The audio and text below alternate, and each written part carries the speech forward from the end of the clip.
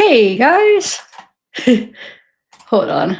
I'm just checking something on. I want to do our goal. I forgot to do it last live. We're gonna do it because if I meet my goal tonight, the winner, you whoever what do you call it? Like takes part in the goal will have a chance to win this, right? So I'll do here, let me do it. It'll come up the goal.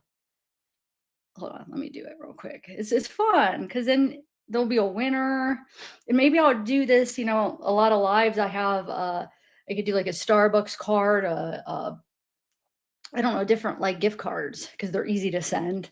To send to people. All right, hold on. I only know how to do it on my phone, so give me 1 minute to set it up on my phone. I mean, I'll set it up at the beginning so it gives us the full time to do it. All right, hold on. Let me get to my live. All right, so here it is. Am I live? It's not letting me click on it on my phone. You guys could hear me, right?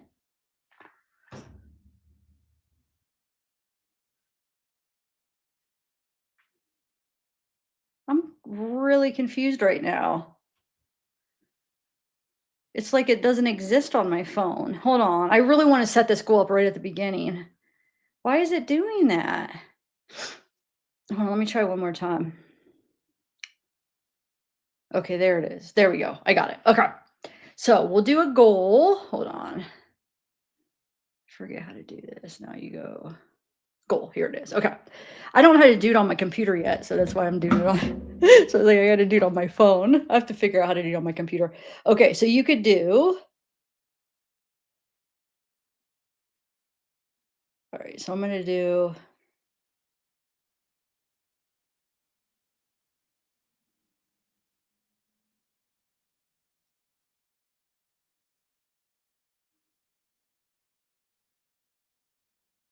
And I took a screenshot of last there was like 3 or 4 people last time, and I'll include you in this.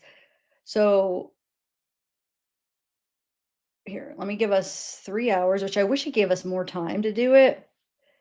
And then I'll put the winner, or wait. If we meet the goal,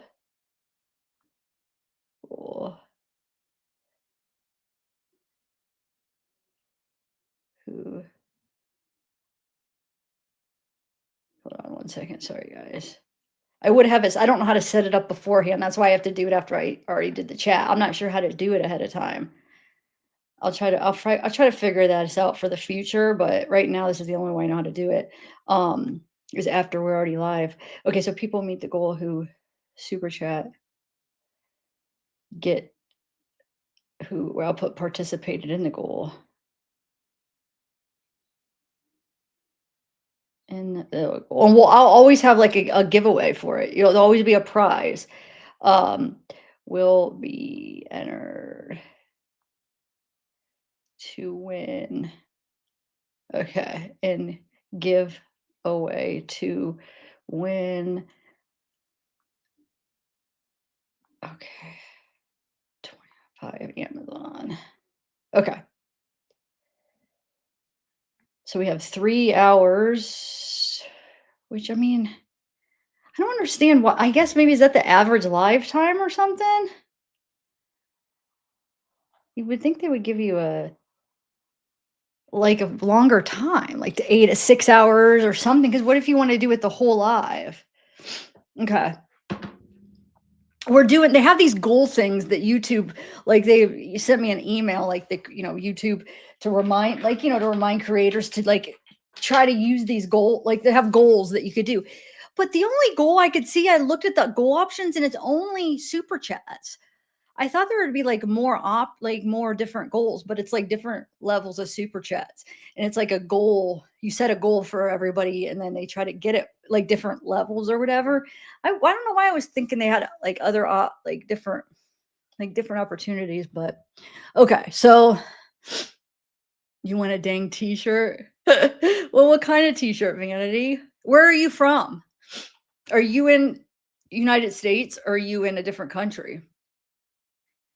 Because I mean, I could always do like giveaway, like a giveaway where it's like merch or something or a T-shirt, but I don't like sending like a shirt or something that's not worth sending because it's like, to a different country because it would be like 50 plus dollars just to send it to a different country where it seems pointless because the shipping's more than the actual shirt.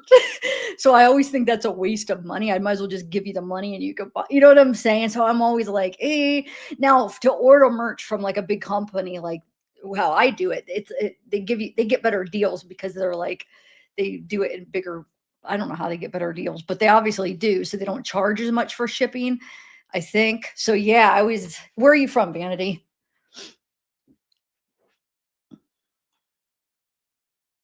But where are you from? Boston. Yeah, that might work then. That might work. I mean, that's the only thing, Zoo Peru. No, because I can't gift okay, I could gift random memberships. We could all gift random memberships, but I can't like choose who to gift. Like I have no access to go in there and make somebody a member. I don't. So like we could gift memberships, but it's random. So I know I've had people email me like, "Hey, like I my card won't work, or can you like just I'll give you money. Can you just add me as a member?" YouTube doesn't give us access. Like, no, like I can't. I wish I could, but I can't. They don't give you the access to go in there and add anybody. So the most we could do is gift a membership, and it's just we don't have any control who it goes to. It's just random.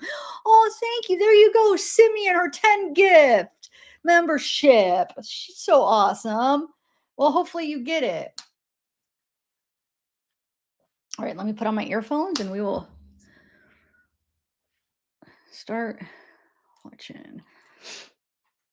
All right.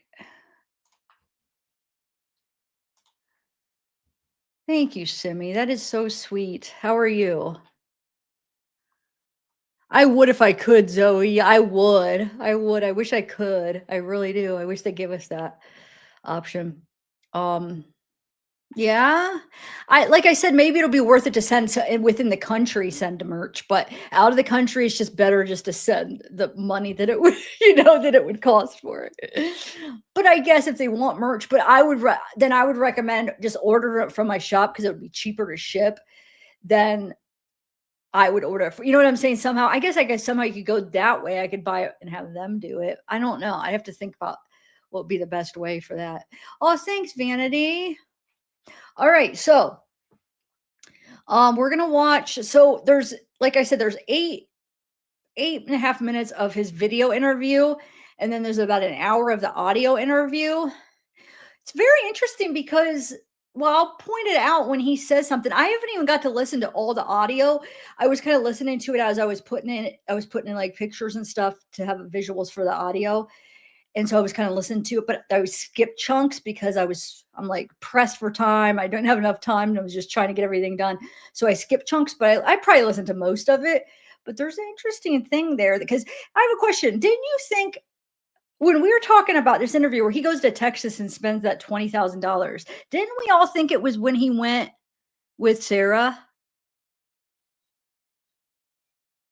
Because it doesn't, I'll have to listen again what he says, but if I heard it right, it's somebody else he goes with, but I'll wait. I don't want to spoil. I'll wait to wait till we get to that part so you can see.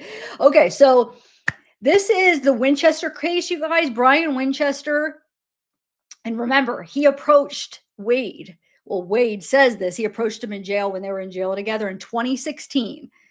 So in 2016, they were in jail together. Brian was in there for that kidnapping case. He kidnapped Denise with a gun, and then he also murdered Mike Williams like what 20 years around 20 years ago. I forget the exact years now, but almost like 16 years ago. I think it was 16 years prior to that, I should say.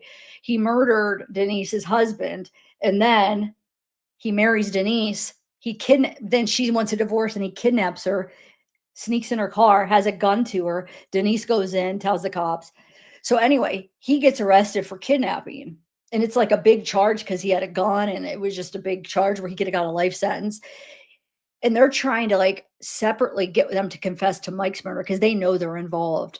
Well, he says, I'll tell you, but I want immunity. He gets immunity for it. She goes to jail. She gets charged, I think 30 years, right?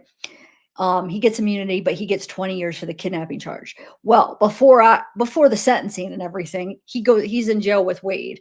He asked Wade, "Hey, when you're because Wade's about to get out, can you do something?" And you'll see what he asks him to do, and he pays him money and stuff. Most of you guys have probably already been here when we were talking about it and know what, but there might be some new people that are new right now that don't know. So that's what we're going to be watching right now. The interview. Oh wow, thank you. Hold on, Nora, thank you. And DB. Wow, you did a 49.99 yesterday too. Dang it, thank you. You are so kind. And then when you do the PayPals too. Wow. Oh, it's so sweet. And Vanity, thank you. And Simi, you got Simi's always gifting the freaking 10 memberships at a time and super chatting too. And Nora, oh, you guys are so sweet. Okay. So this interview that we're gonna watch, so for some reason they do the first part video and then they just do audio when he tells the whole story. They do the first part video when he just like sets it up and he basically points out to make sure it's the right guy and stuff, and he like swears or whatever. But that's video, and I don't know why they must turn it off and just do audio. I wish they did the whole thing video, but they don't. This is from, well, the weird thing is they say here, let me share my screen. I'll show you what I'm talking about real quick. Hold on. Okay. So look, this interview on paper. Oh, thanks, Allie. We're gonna probably get the goal. Thank you, Allie. So look right here. You guys are awesome. It says June 6th, 2017, but on the recording that we're going to listen to, they say July 6th. So they either misspoke, or they typoed here. So it's either June or July 6th, 2017. Now remember that, because the weird thing is he don't have tattoos here, and I know it's like, okay, who cares? But if you look at the majority of his mugshots, when he looks a lot younger than he is in here, he has these tattoos, and it's like so weird, because it's like, wait a minute, how are you older in this one than you are in this one? And then it's like, because the tattoos tells you right there, if he had the tattoos, he's going to be older than he is in this one. So that year, so basically a year and a half, he got some mad tattoos.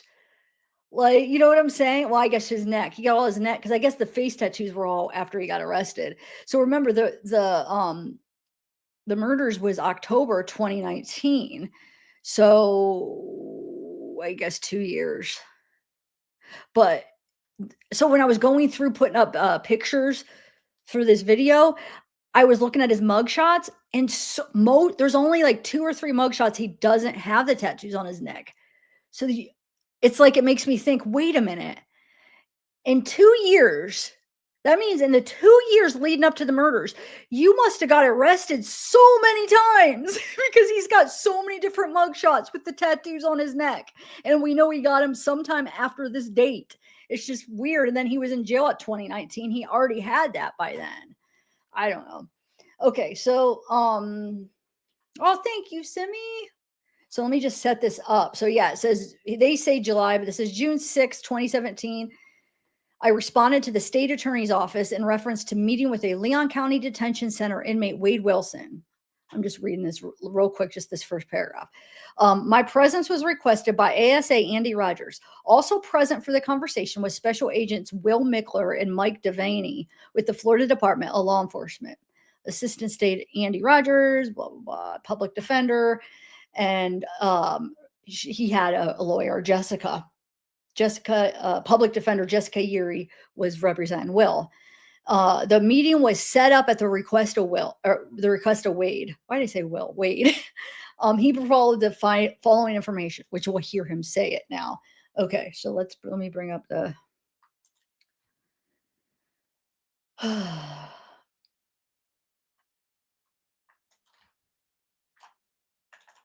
All right.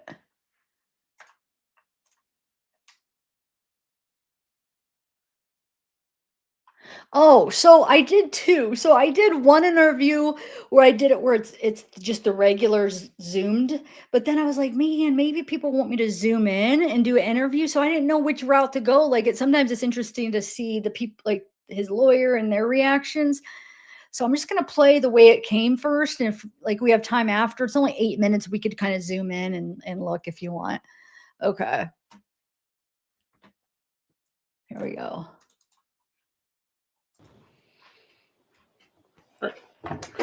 The time is 5:25 by my watch, Thursday. You could July hear, 6th. right? Presently, we are at the Leon County Courthouse to administer a photo array. Will you please state your full name? My name is Wade Stephen Wilson. Okay. Mr. Wilson's the witness. I am FDLE Special Agent William Michler. Also is Mr. Wade's attorney, Jessica Yuri. Deputy John Glad. All right. You understand we're being recorded? Yes, sir, I do. Okay. And you understand that you can stop this process at any time. Yes, sir. We can pause it if you want to speak with your attorney. Yes, sir. Okay. Yes, sir. Can you raise your right hand? Sure. Swear to affirm the statement you're about to give is the truth, the whole truth, nothing but the truth, so help you God. Yes, sir, I do. Okay. If you've been threatened, ordered, or threatened, coerced, or promised anything to look at this photo on No, sir. Okay. All right. So I'm going to read to you some standard instructions, and then Okay. what I'm going to do is let me get over here so I can make sure that I'm on camera. All right. Yes, sir. Is I'll ask you to initial here that I read this. Okay. So Sure. I'm going to just read it word for word. Yes, sir. You'll be asked to view a series of photos of individuals. It is just as important to clear innocent persons from suspicion as to identify guilty parties. The person of interest may or may not be in this photo array, and the photos are not in any particular order. I don't know whether the person being investigated is included in this series. Individuals presented in this series may not appear exactly as they did on the date of the incident because features such as head and facial hair are subject to change. You should not feel you have to make an identification. If you do identify someone, I will have you designate the photograph of the person you have identified. Regardless of whether you make an identification, we will continue to investigate the incident. The photos will be shown to you at one time and are not in any particular order. There are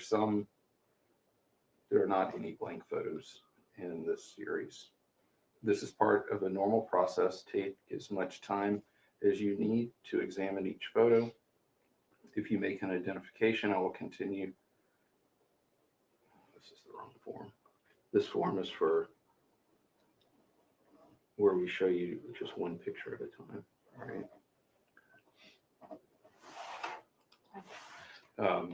Since this is an ongoing investigation, you should not discuss the identification procedures or results. Yes, sir. Did you understand everything that I read to you? Yes, sir, I do. Okay. Will you put your initials that you understand and you were provided those instructions? All right. Because I work for the state of Florida, we have more paperwork for you.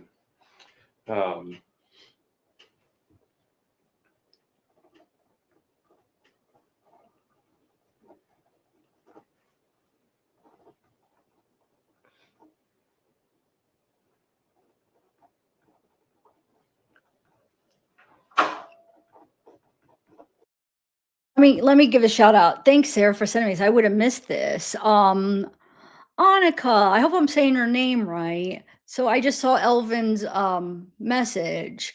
Oh, how are you? Second diagnosis with brain cancer. You're gonna beat it. How are you feeling? Are you guys just sitting here watching?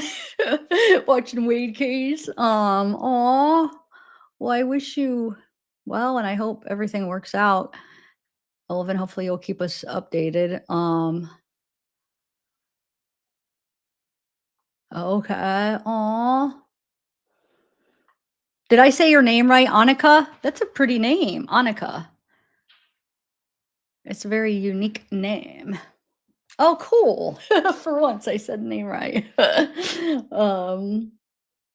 Yeah, like he's not like wouldn't be like my type necessarily, or you know what I'm saying? But what I'm saying is like objectively, I could see like objectively people would think he was nice looking, Sarah, but Now I try to zoom in after we watch this. I'll show you the zoomed in version. I cannot tell if he has his teeth because he's freaking not chewing on his gum so annoyingly. It almost looks like in some of them, it looks like his front teeth are all there. It almost looks like his bottom tooth is there might be a like half tooth on his bottom tooth. Okay, sorry. I just wanted to say hi to Annika and give her a shout out. Second time with brain cancer, so everybody pray for her. Okay. All right, Special Agent Devaney is going to come in, and when you're ready, Sure. he'll read the briefing. Okay. Yes, sir. Just do it.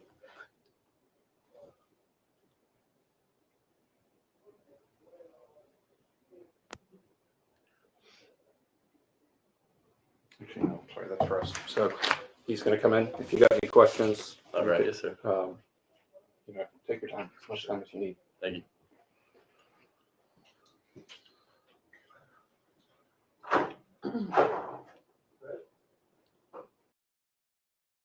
So proud of himself. Like you could tell he wants to smile as he's snitching on somebody. Like I know that's messed up. I mean, that is the right thing to do, I guess. But like the fact is he freaking spent the $20,000. Now he's probably like, shoot, I spent the money, like I gotta, I gotta just tell on him. It's the thing that he isn't a good guy. So he's not doing this out of the goodness of his heart to save, to like save anybody, or you know what I'm saying? He's doing this because he spent the guy's money and he probably doesn't know what else to do, or he thinks he's going to get some kind of special treatment now because he keeps getting in trouble. So he thinks they're going to, for his getting arrested maybe, but come on. Yeah, right.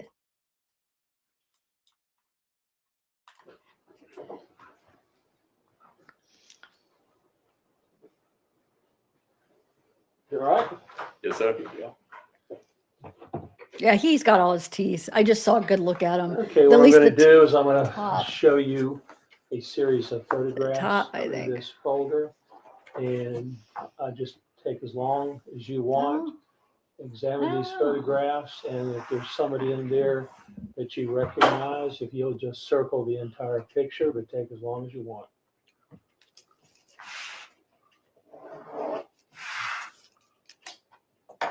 Okay, you certainly had no hesitation whatsoever. That's the guy. Absolutely, 100%. 100%. No doubt in my mind. That's all we can ask. So, Good deal. yes, sir. Do me a favor, if you'll just initial Sure. also next to that, I'd appreciate it. Yes, sir. Okay, what time do y'all have? 5:29. If you'll write 5:29 Yes, PM sir. next to that, No problem. and the date, And today's the 7/6. 7/6. 17. Okay. All right. Okay, in just a minute. All righty, yes, sir.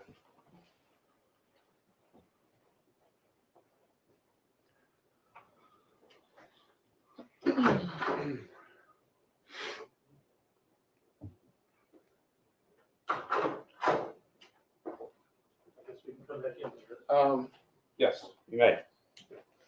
We still recording? Mhm. Yes. Okay. It's my understanding that you identified the subject in photograph number 5. Is that correct? 5. Yes, sir. Are those your initials? Yes, sir, it is.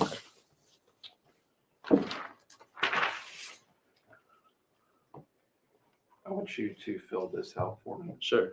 All right. So this sequential photo array I was shown. Looks like our form has a typo. Consisted of it's going to be 6 photos. 6 photos. Right. Yes, sir. All right. I have selected Okay. Go ahead. photo number 5. Sure. Yeah. I want you to check that, please. There you go. As the person Who is this person to you? just the person that I met up with for Brian, the person that was his person for me to talk to. Okay. So Was this the person that identified himself to you as? Winchester. Okay. And so just in your own words, I want you to put that down. Okay.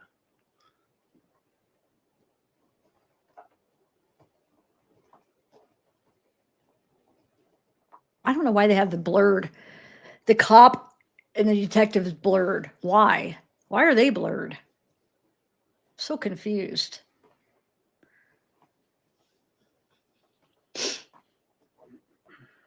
Oh, peekaboo, you'll see. He's basically ratting out somebody. He'll explain the whole story. That'll be audio. It's a different case. It's like a murder kidnapping case. He'll explain it in the next. Alrighty. Sign right there. Please. Yes, sir.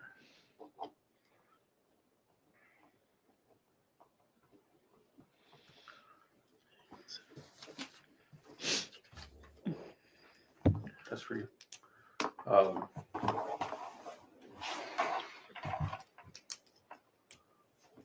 I'm not the investigator. No, By you Wade? you can witness it.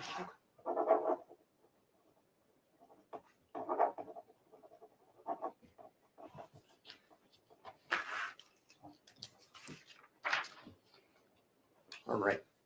Do you have any other questions? No, sir. No, sir. Okay. No, The time is 5:34. We're going to conclude this interview.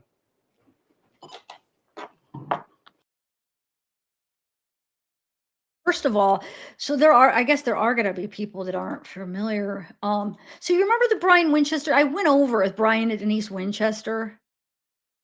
I have a playlist. So those of you that are new, he was approached by one of them to do some stuff for him to try to create some reasonable doubt when Brian goes to trial. They met in prison, which is going to go in. He'll go into the explanation. But here's zoomed in. I think he does have all his teeth. Now I know somebody said, oh no, it was in 2019, like when he got arrested. But if you remember, I think it was his dad, his bio dad. I think his bio dad said it was before. It was another prison stint that he went in. That supposedly that's when he got in that fight, I guess. So there's been like different stories about how he lost his tooth. Sometimes people say Mila, sometimes it was in prison and he was with a guy and got caught, or there's just different stories. But some of those stories that it was before 2019. That's why people are like, when did he really lose, get those teeth messed up? Because it's not 100% that it was when he went in jail to the murder. Maybe it was. I mean, you remember that one guy, if you remember the deposition that I read, if you guys remember the deposition of the one guy that he went to their house that morning and tried to use their phone. Remember? They're like friends of kind of the people like Eric Brown and them. Kind of, it was like the first people like he met when he moved there. And they weren't really close with Wade. But do you remember he said something like he noticed his teeth? Didn't he say something like his teeth were? That was one thing they noticed, like his teeth were more like he was missing teeth or something. Then you guys remember the interview? So then that tells me that it happened before he went to jail, because that would have been the day of the murder. He noticed that his teeth were like some of them were missing. So I don't know. Okay, so this is zoomed in. Let's see. The time is 5:25 by my watch, Thursday, July 6th. Presently, we are at the Leon County Courthouse to administer a photo array. Will you please state your full name? My name is Wade Stephen Wilson. Okay. Well, Mr. Wilson's the witness. I am FD Lee Special Agent William Michler. Also is Mr. Wade's attorney. Jessica Yuri. Deputy John Gladden. wait, You no, understand no, what's being no. recorded? No, because check this out. No tattoos. I just want to show you something real quick. Check this out. I'll show you his teeth. Unless if his teeth got knocked out and he got them fixed and then they got knocked out again. Because look at this. This would be after. Hold on. Has his tattoos right there. His teeth are perfectly straight, perfectly perfect. I mean, he probably had braces. This would have been after because he didn't have no tattoos in that interview. So this would be after. So yeah. And there's a bunch of them with his tattoos with his teeth straight. So it has to be, yep. It's weird because he does carry, like the way he does his mouth, it almost seems like he doesn't. It must just be like how he's always done it. Like it's almost like he's like trying to hide his teeth for some reason. But I always thought it was because of his missing teeth, but he's doing it now almost. And I mean, look, here's another one. with his shoot, hold on.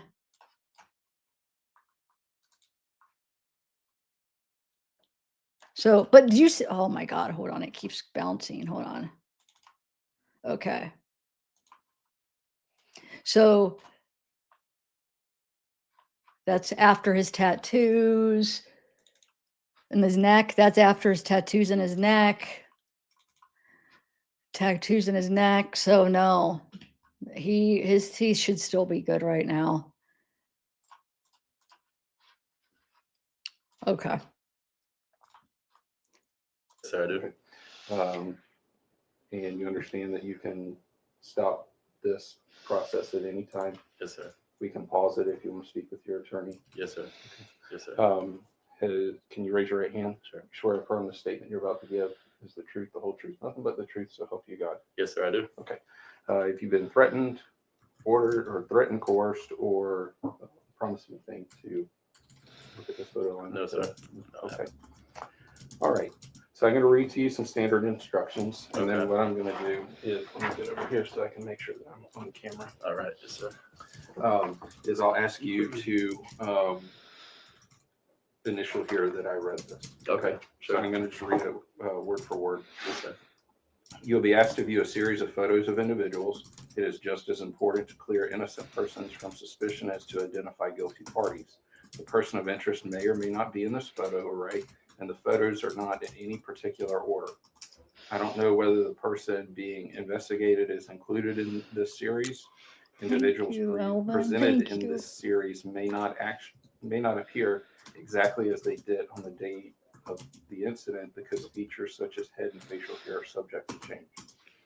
You should not feel you have to make an identification. If you do identify someone, I will have you designate the photograph of the person you have identified. Regardless of whether you make an identification, we will continue to investigate the incident.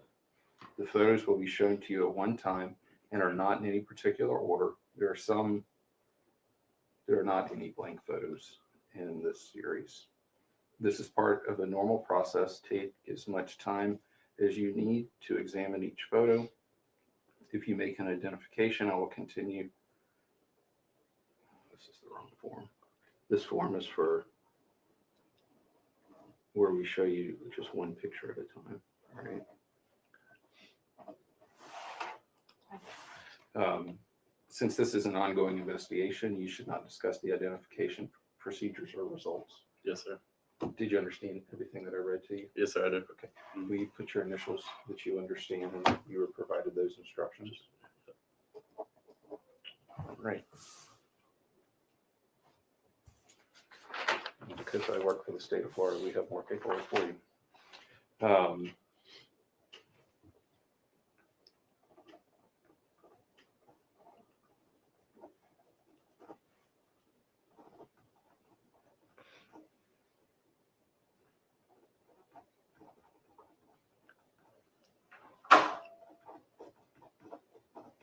All right, Special Agent Devaney is going to come in, and when you're ready, Sure. yeah, he'll read the briefing. Okay. Yes, sir. Just do it.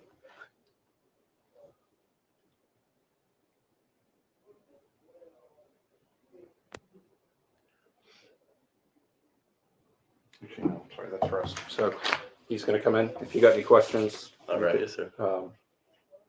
take your time, as much time as you need. Thank you.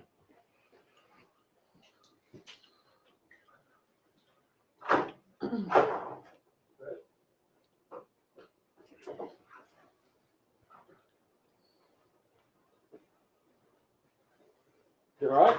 Yes, sir. Okay, what I'm going to do is I'm going to show you a series of photographs in this folder, and just take as long as you want. Examine these photographs, and if there's somebody in there that you recognize, if you'll just circle the entire picture, but take as long as you want.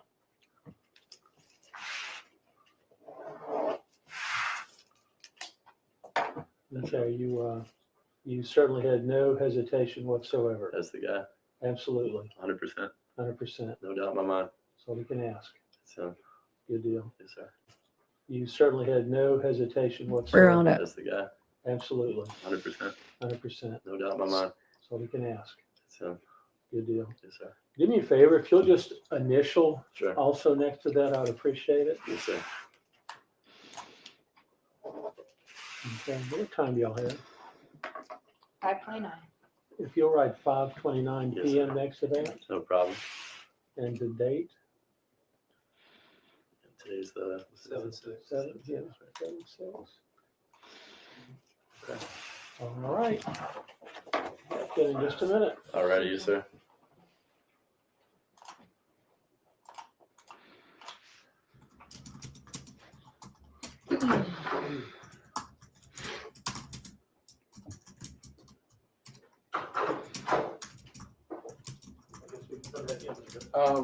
Yes, you may. We still recording? Yes. Okay. It's my understanding that you identified the subject in photograph number 5. Is that correct? 5. Yes, sir. Are those your initials? Yes, sir, it is. I want you to fill this out for me. Sure. All right. So this sequential photo array, I was shown. Looks like our form has a typo. Consisted of, it's going to be 6 photos. 6 photos. Right. Yes, sir. All right. I have selected Okay. Go ahead. photo number 5. Yeah, I want you to check that, please. There you go. As the person Who is this person to you? just the person that I met up with for Brian, the person that was his person for me to talk to. Okay. So Was this the person that identified himself to you as? Winchester. And so just in your own words, I want you to put that down. Okay.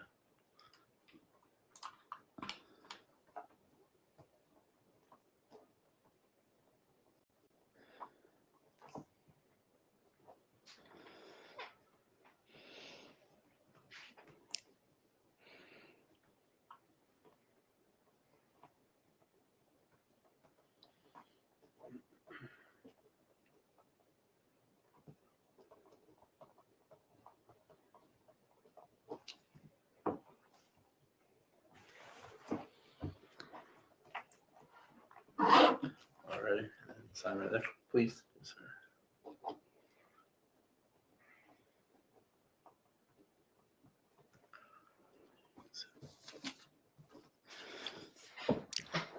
That's for you.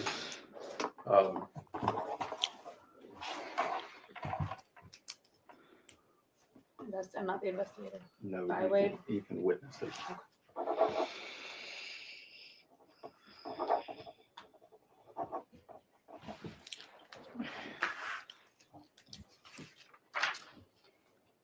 All right. Do you have any other questions?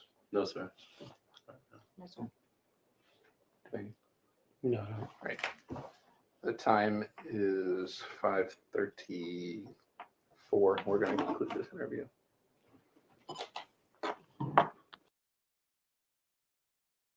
Okay. So now we're going to listen to the audio. Here, let me just do like a quick, I'll try to be like 2 minutes, just do a quick little summary. Cause I didn't realize, I'm realizing there's a lot of people who don't even know what this case is. So you're going to be really confused and it'll make more sense. But this is this case. Do you remember like the Brian Winchester, Denise, Mike? These two were married, high school sweethearts. He married his high school sweetheart. These two had an affair and killed Mike in 2000. In the year 2000, they killed Mike. Mike is in the middle. And then I'll show you a more recent picture. Here's more recent. These two had the affair. They killed her husband after they had like a year. These two they just had a kid, and then she has an affair with him and plots with him to kill her husband, right? That's in 2000. They get married. They wait like 4 years to get married. They get married, I think in 2004 it is. Hold on, let me bring up my documents. Where did I do with my document? Oh, here it is. In 2004, she collects a $1.75 million in life insurance on Mike's death. Then in 2005, Brian and Denise get married. In 2012, they separate. In 2016, Denise files for divorce against Brian. Okay. Brian didn't want anything to do with it. He couldn't handle that. So he breaks into her car overnight, waits for her, basically waits in her car until the next morning. She gets in, he crawls over the seats, has a gun and puts it, to her and is like, turn left. He's trying to tell her to go somewhere. She doesn't go where he says. She ends up going into the CVS parking lot because she knows there's cameras. She talks him out of it. She talks him down and says, we'll talk. I got to go to work. I'll call you after work. She promises she won't go to the cops. But what does she do? She goes right to the cops. Okay. So he gets arrested because that's aggravated. It's called aggravated assault with a firearm, and kidnapping and aggravated assault with a firearm. They said could carry a life sentence, right? So we watched her. We could watch it sometime again. I'm not going to do it tonight because it's really long, but because I watched it on another channel, but then I actually got her interrogation. They sent it with me with this stuff. But when she goes in and tells what Brian did, they question because 16 years prior, they know Mike. They never found Mike. They chalked it up to a boating accident, a fishing accident. But there was a detective working on the case that said he knew the whole time that they were involved. He just couldn't prove it. So when she goes in, he said that he was just waiting for a big blow up. He knew there'd be a big blow up and something would come of it, right? So when she comes in 16 years later to basically talk about him kidnapping her, they ask her about Mike. They're like, we know he told you, we know you probably weren't a part of it, but he probably told you about it. We think he killed Mike. So, they're doing the same thing to Brian, trying to get him to confess. Well, Brian ends up confessing, but before he confessed, he says, I want immunity and I will tell you everything. He tells him everything. He gets immunity for the murder, but he gets 20 years for the kidnapping charge. She gets 30 years for the murder. So, but while he's in jail in 2016, he meets Wade Wilson. Wade's not doing life. He was just probably doing a few months for a probation violation, whatever. He was in and out of jail for a bunch of things, Wade. So just more minor things that he got to leave and then go back. And so 2016, he's about to get out. So Brian says, will you help me? Will you help me? Yeah, I'll pay you if you help me. So this is what he's getting. Now we're going to listen to this interview where he explains what happened when he got out and what he had to do, what did Brian want him to do to help? And he paid him, and you'll see he paid him. Wade didn't do what he wanted to do, and Wade spent the money. Then Wade gets picked up, I think, for another probation violation or whatever. So now he's back in jail in 2017, which we just watched his interview. That's when he goes back to jail. He says Brian still thinks he's working on what he was supposed to do because Wade's about to get out again. It's just short little times in jail. So Brian's like, okay, he thinks everything's going to plan. He thinks Wade's doing what he's supposed to be doing. So, and the whole deal is when Wade gets done with it and Brian says, and it works because he thinks it's going to work. He says, if it works, you'll get $50,000 once I get out of jail. So that's the whole story. Wade will go into the very fine details of everything. Okay. So that's what we're going to watch right now. All right. It's just audio, like I said, so it's just him talking, but I put a few pictures here with it, but okay, hold on. Let me bring it up.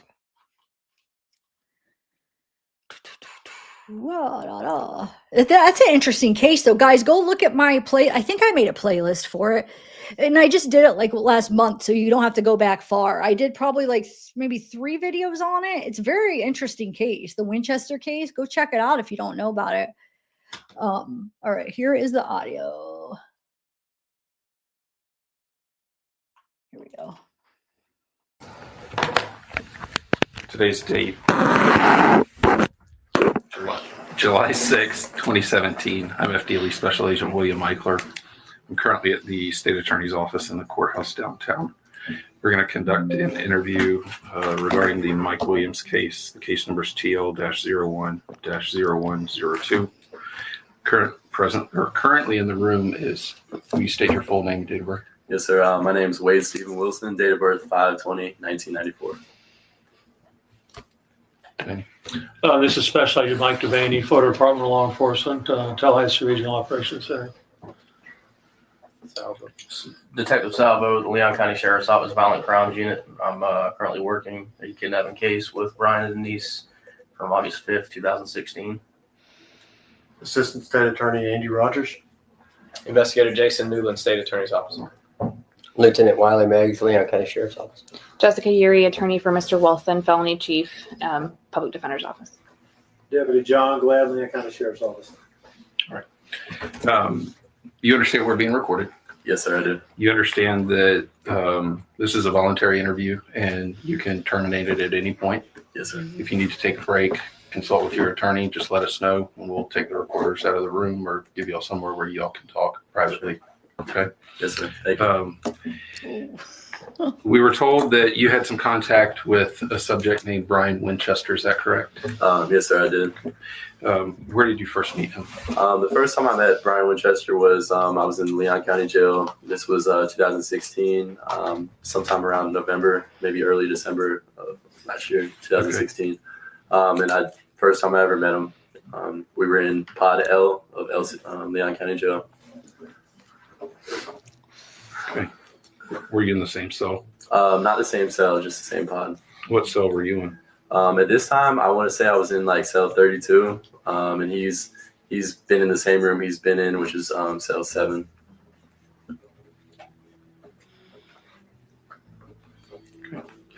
I'm gonna just let you talk and tell Sure. us everything that all of your interactions with I'll kinda Mr. just- Winchester. If I can, I'll kind of just like give it the whole rundown. I'll come back in with all the details and stuff. It's a lot, so I'll just try to like fill you guys in. Take your time. Yes, sir. So first thing that happened was I met Brian Winchester, like I said, in jail or whatever, and and there's only very few people that he really like talks to. We talk to everybody, but that you really associate with. There's only a handful of people, 3 or 4 people, and I was one of those people that he like got to talk to. I was one of those 3 or 4 people. And anyways, like how this all began was he knew that I was going to leave on probation, so he knew I was going home. He knew I was going home, and we became, I guess you could say, jailhouse friends, whatever you want to call it, acquaintances. He knew I was going home, and it started getting to this point with Brian that like he started talking to me and telling me certain things, and it was all leading up to something. And what it all led up to was he wanted me to help his case. He wanted me to help. Basically, what I'll tell you guys up front, what he wanted me to do was set up reasonable doubt with various scenarios and situations so that when he goes to trial, there's multiple situations with forming reasonable doubt and he's not going to be found guilty.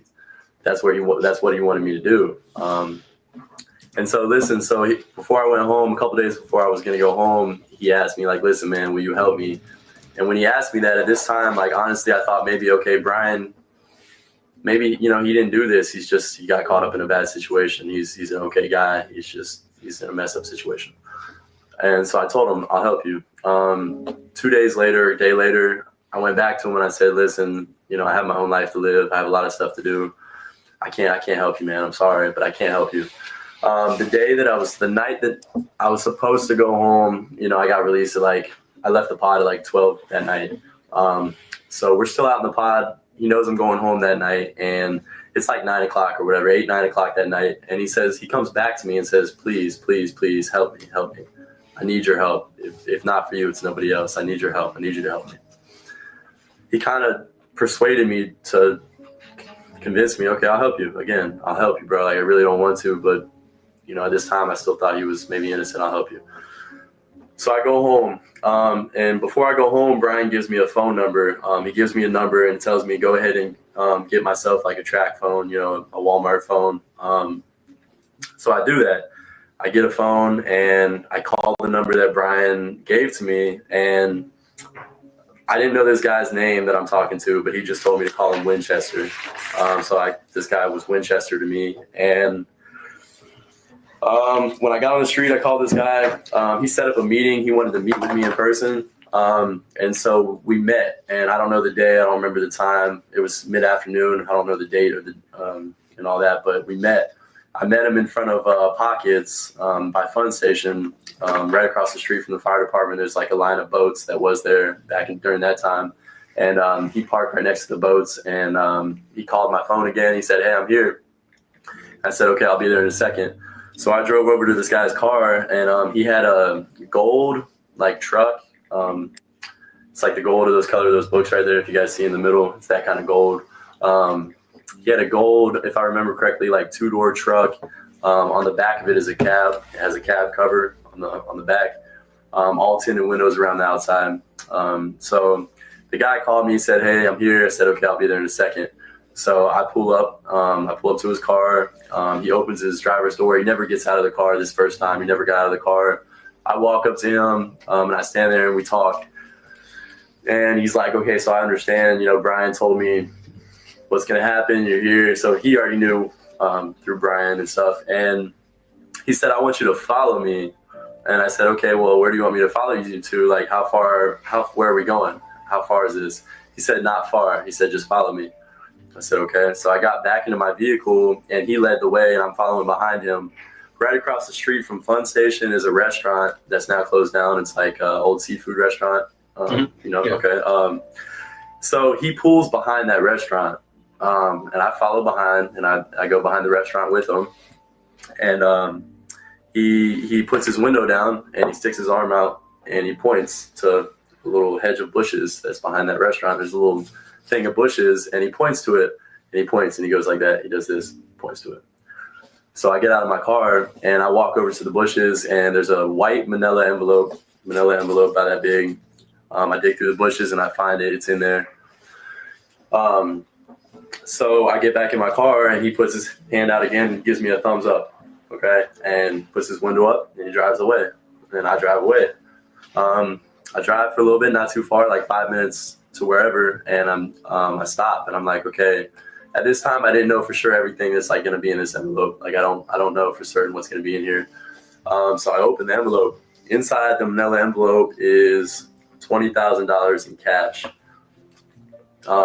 Brand new hundreds, a lot of them, 50s, 10s, all that, all brand new money. And so $20,000 in cash is in this envelope. And amongst that, there's also, it's like 15, 20 pieces of paper, handwritten. And, obviously I know, like, just to let you guys know, Brian, like, had this stuff transcribed. So obviously it's not in his handwriting. He's extremely smart, like, to cover all his tracks. So it's not in his handwriting, but the information that's on this paper, it goes on to talk about his wife, the doctor that's involved in the situation with him. I have information on that, his children. So that's all in this paperwork. And it's like 15, 20 sheets of paper, like I told you. And what it is concerning his wife, it talks about like her addictions, her past problems, what she's done to him, where she lives, her cars, the license plate numbers on her cars, the gate code.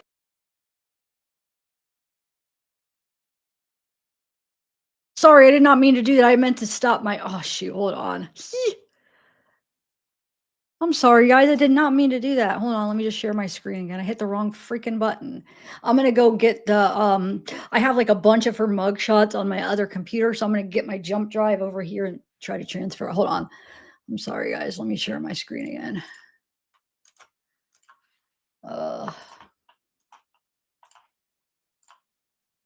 Okay, so I'll just rewind it 10 seconds. Okay, there we go.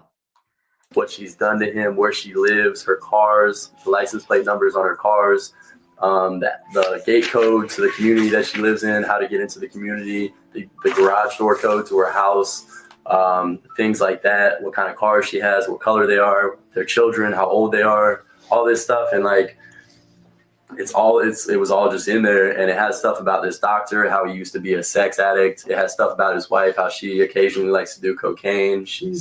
She drinks a lot. She's a psychologist at FSU, things of that nature. So it has all these small details that Brian obviously wanted me to have that's in there. And so at this time, I'm thinking to myself, I'm like, listen, this is too much. I don't want anything to do with this. I don't want anything to do with this situation. I don't want to be involved in this situation. So I'm still in my mind, I'm thinking of a way like, okay, how am I going to get out of this situation? How can I just find an out to this situation for myself? I don't want any part of it. So I'm calling this guy that I call Winchester. I'm calling him on my little phone to his phone. And at this time, until I can like decide what like, I'm trying to think what to do, a week or so goes by and I'm telling him, I'm like, all right, listen, I'm setting up these scenarios, which I'll get into more later. Brian wanted me to set up these scenarios, and I'll tell you guys about all the scenarios later. But I'm telling this guy, I'm like, listen, you know, I'm working on it. You know, I haven't sent anybody up yet. Nobody's been up to talk to the state attorney yet. Hold on, like I'm trying to get a couple things lined up. And really, what's going on for me is I'm trying to figure out a way, like, okay, how do I get out of this? So I call this guy again, you know, and I'm like, all right, we need to meet up again. And he meets me, and this time, like, we meet at Fresh Market. We meet at Fresh Market in the parking lot. So I pull up in my car, and this time I get into his car in the passenger side.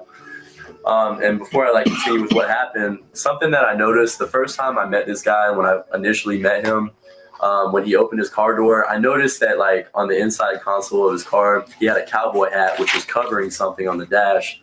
And the first time I just saw the hat there, so I didn't think anything of it. But the second time when I actually got into his car, because I don't believe he anticipated me getting into his car, maybe just thinking I'm going to walk up like the first time he opens his door, we talk.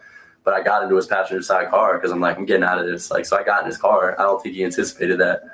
And when I did, as we began to just talk, I noticed this guy, he kept looking at the center console at the dash of where the cowboy hat was the first time, and it wasn't there this time. And I feel like he wanted to put it there to cover what he was covering. What was there was an officer's walkie-talkie, just like this, same thing, same one, and it had the rope, and the rope was connected to the radio in the car, and that was sitting on top of the dash. So the first time I met him, he had it covered with a hat, intentionally, I'm sure, is what it looked like to me.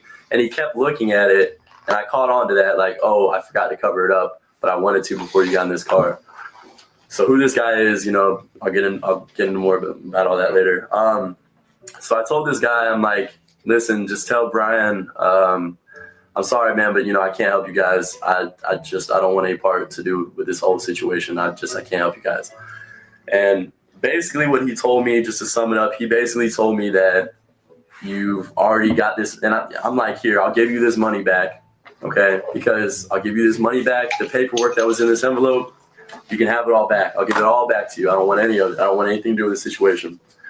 Pretty much he told me that, listen, it's already too late. You've read this paperwork. You already know too much. You already said you were going to help.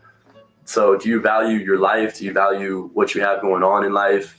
Threatening me in a way that okay, I have to help. You're telling me I can't other than this.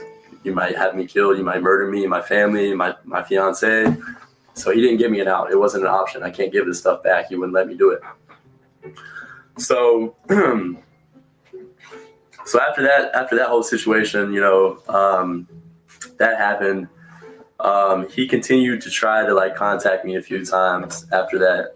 I didn't respond, and eventually led up to me the phone that I had that he was contacting me on.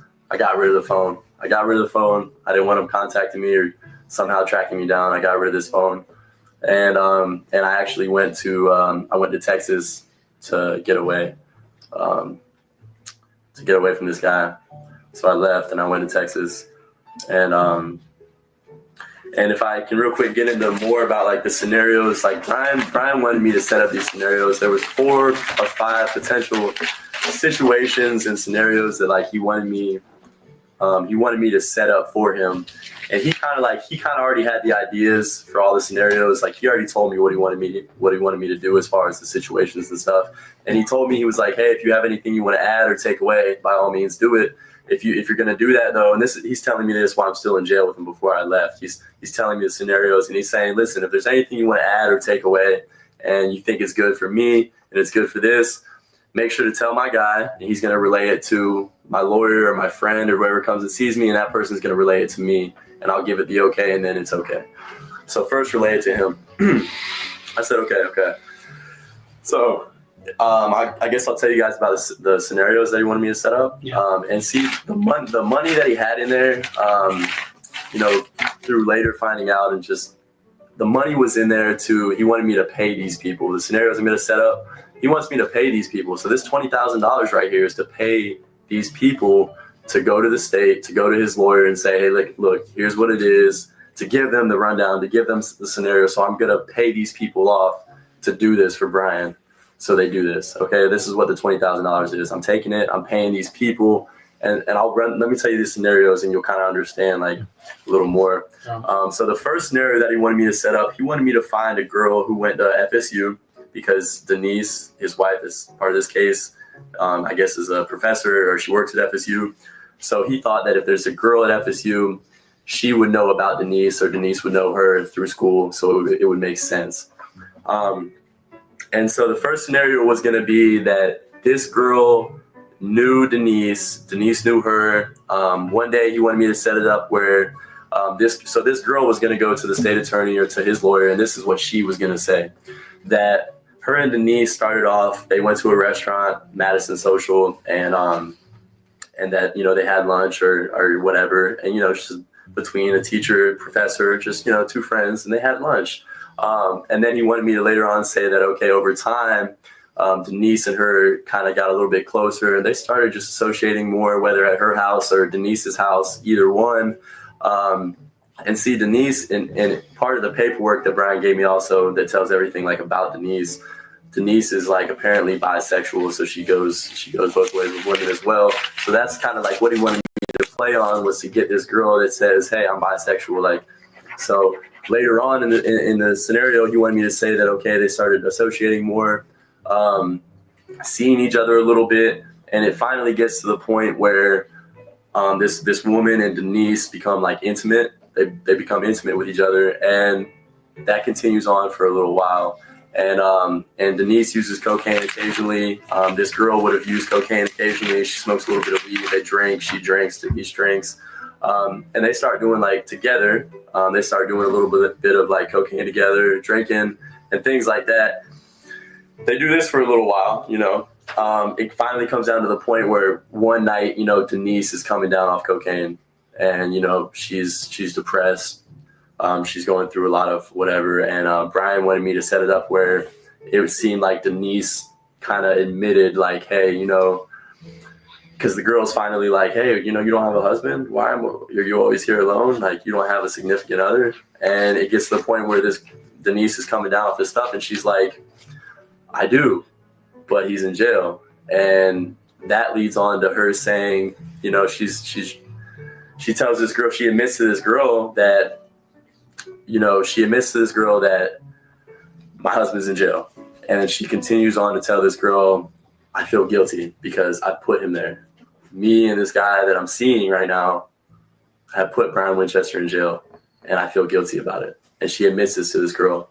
And so in Brian's mind, what that would have created would have been, obviously that, Denise admits that she put Brian in jail, and so Brian's innocent. That's the first scenario that he like wanted me to set up. And he wanted me to like add a twist to it at the end where like, I remember him telling me part of that scenario would have been the doctor involved in the case. He wanted me to say that, or he wanted the girl to say that the girl and Denise finally got to the point. Denise asks her like, hey, do you have a significant other? Do you have like a man in your life? Because they're intimate. And the girl's like, no, but I'm kind of like a sugar baby. So like she takes older men and does things for him for money and all that. And so the route that Brian wanted me to play with that was she's a sugar baby. And this is where this comes into play. The doctor involved in, I guess, this whole situation, Brian kind of told me, Brian and this doctor apparently were like very good friends, best friends. And both Brian and this doctor have sex problems. They used to go to Sex Anonymous, Sexaholics Anonymous, whatever it is, Sex Anonymous together. They used to go together. And so this guy, like, it wouldn't be uncommon for him to like have sugar babies, younger women that he pays because he has a sex problem. He cheats on his wife and all that. And so like the twist, that first scenario that Brian wanted me to do was for Denise and this girl to finally get to the point where they're like, okay, and the girl tells Denise that she's a sugar baby. She's kind of into that whole thing. Denise finally says, well, listen, the guy I'm seeing right now, he's kind of into that too. He kind of likes that stuff. He kind of likes that. And so he wanted me to kind of play that into play where the three of them meet up together. And that would have made it seem like, okay, here's this doctor, here's Denise, and here's this girl, and it would have set up, and that was the whole, like, that was the first situation that he wanted me to do. And he wanted me to send this girl to the state attorney, or preferably, he said, to his lawyer first, and then they were going to go to the state's attorneys. and run this whole situation down. She was going to be like the first witness, and if she needed to go to trial, she would take the stand and stuff like that. And so that was the first like reasonable doubt scenario that he wanted me to play. The second one that he came up with was he wanted me to find somebody that claims that they used to sell like cocaine, and that, you know, Denise has a coke problem, and that over a period of time since Brian's been in jail, this guy would have said that Denise seemed to be buying a little more cocaine than she used to. Seemed a little more stressed out and everything like that. She's buying more cocaine from this guy. She's buying more. It's not just on the weekends. Now it's on the weekdays. And eventually it gets to the point with this guy that Denise is telling this guy, like, hey, you know, let me just get some more cocaine. I'll pay you next week. You know, I'm good. I'll pay you next week. Anyways, this guy finally hears about this situation going on right now. Okay, so he knows Brian's in jail. He knows he hears about the situation, whether on the news, in the newspaper. And this guy, Brian wanted me to set up where this guy is now trying to like turn his life around. And this cocaine dealer that used to sell cocaine, who no longer does, is trying to be better. And so this guy is going to go to the state himself. And what he's going to say is, hey, Denise was purchasing cocaine from me. You know, she buys cocaine from me. It's been more. She's been buying a lot of cocaine. But the reason, I guess, that he wanted me to say that he was going to do that was because Denise finally got to the point where she kind of like told this guy a couple things that maybe she shouldn't have said, you know, through her addiction and stuff. And she's kind of letting on like, oh, my husband's in jail. That's his mom right there. Where'd it go? That's his biological mom. So I was saying, in that one picture that I had up first, he looks he looks a lot like his mom, I would say, in that first picture. Now that's her before she gets real bad. She's doesn't look like that anymore. She's definitely like strung out on meth. So I'll show you a couple other pictures, like more. This is her too. Yeah. But this is, you know, the other one was like more probably what she would normally look like if she wasn't strung out. But yeah. So that's her. And then I had more. Oh, here's another one. Hold on. So this one, and then here's another one where she was younger right here. So she does look like him. He doesn't look like his dad. I think he looks like his mom. But anyway.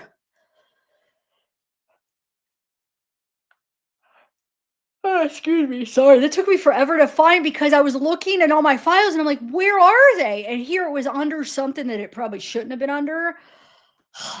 But I'm glad I found them. What do you guys think? Yeah.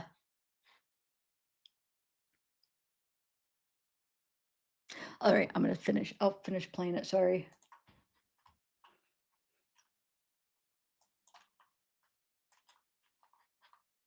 I can't pay you. I owe you money, things of that nature. And I remember like Brian saying about that situation that it would have seemed like why would this guy even go forth? And I remember Brian saying that it would seem like he's doing that. He's just trying to change his life. And at the same time, this guy is getting back at Denise because she owes him money for all this cocaine and she hasn't paid him. And so that's like kind of the second scenario. The third scenario was he wanted me to like find another person who says that they used to go to the sex meetings with the doctor back in the day. And so he wanted me to find somebody that would just say, hey, that guy, I know that guy. We used to go to meetings together. I know him. He wanted me to say that they became like very good friends through these meetings. So he kind of knew like this doctor. And finally, like with that scenario, he wanted me to say that this guy, not the doctor, but the guy that was supposed to say he knew the doctor, that he finally like heard about everything on the news and in the newspaper. He hears about this whole situation too. And he wanted me to say that, give me just 1 second, I'm sorry. He wanted me to say that this guy, him and the doctor became close friends. Okay, they became really close friends. And over a period of time, the doctor finally kind of like told this guy like, hey, you know, I'm trying to do better. I'm not like a sex addict anymore. I'm actually seeing somebody I'm seeing a woman, and that woman would have been Denise. And what he wanted me to set it up as is the doctor would have told this guy that, I'm seeing this woman, but I don't know what to do because she's involved in this situation, and it's a little too much for me right now. It's a crazy situation. Her husband is in jail. It's a weird situation that's going on right now. So that's kind of like the third situation. I'll get in more with everything, more into it. So he wanted me to set up all these situations and scenarios and do this for him. And, no doubt creating reasonable doubt. So when he goes to trial, he can win because he's guilty and he knew he was going to lose. He told me, I'm going to lose. I got these two people that are going against me. I'm going to lose. Wait, I'm innocent, but I'm going to lose. And so the money that he gave me that was in that manila envelope, he wanted me to distribute that to these people involved in the scenarios so that, they get paid to go to the state, they get paid to go to his lawyer, compensated, so they do it. And if it would have gone to trial, he wanted me to pay them a little bit more for them to take the stand, because to take the stand is a lot further than just to go in and give a statement on a piece of paper. If it actually reached the trial point for you to take the stand, that's a whole nother level, right? So he wanted me to compensate them, pay them. So that's what this 20 grand was, to pay every person to actually do these scenarios, because otherwise nobody would. And that's kind of the base of the story so far. And not only this, still right now, I'm in a pod with Brian right now. And he still has my trust. He still trusts me. He still wants me to set up these scenarios. I even told him, I was like, look, man, I don't want anything to do with it. But he still wants me to. He still is holding on to me doing this for him. So where we're at right now, Brian thinks that I'm going home on probation or something. And he honestly, this guy that I was meeting up with before, he is working hard, which he probably already did it today. Since I've been here, I'm sure he went ahead and took care of it. I'm sure he contacted that guy, told that guy to get another number on another phone. And when I get back, I'm sure Brian will, give me that number.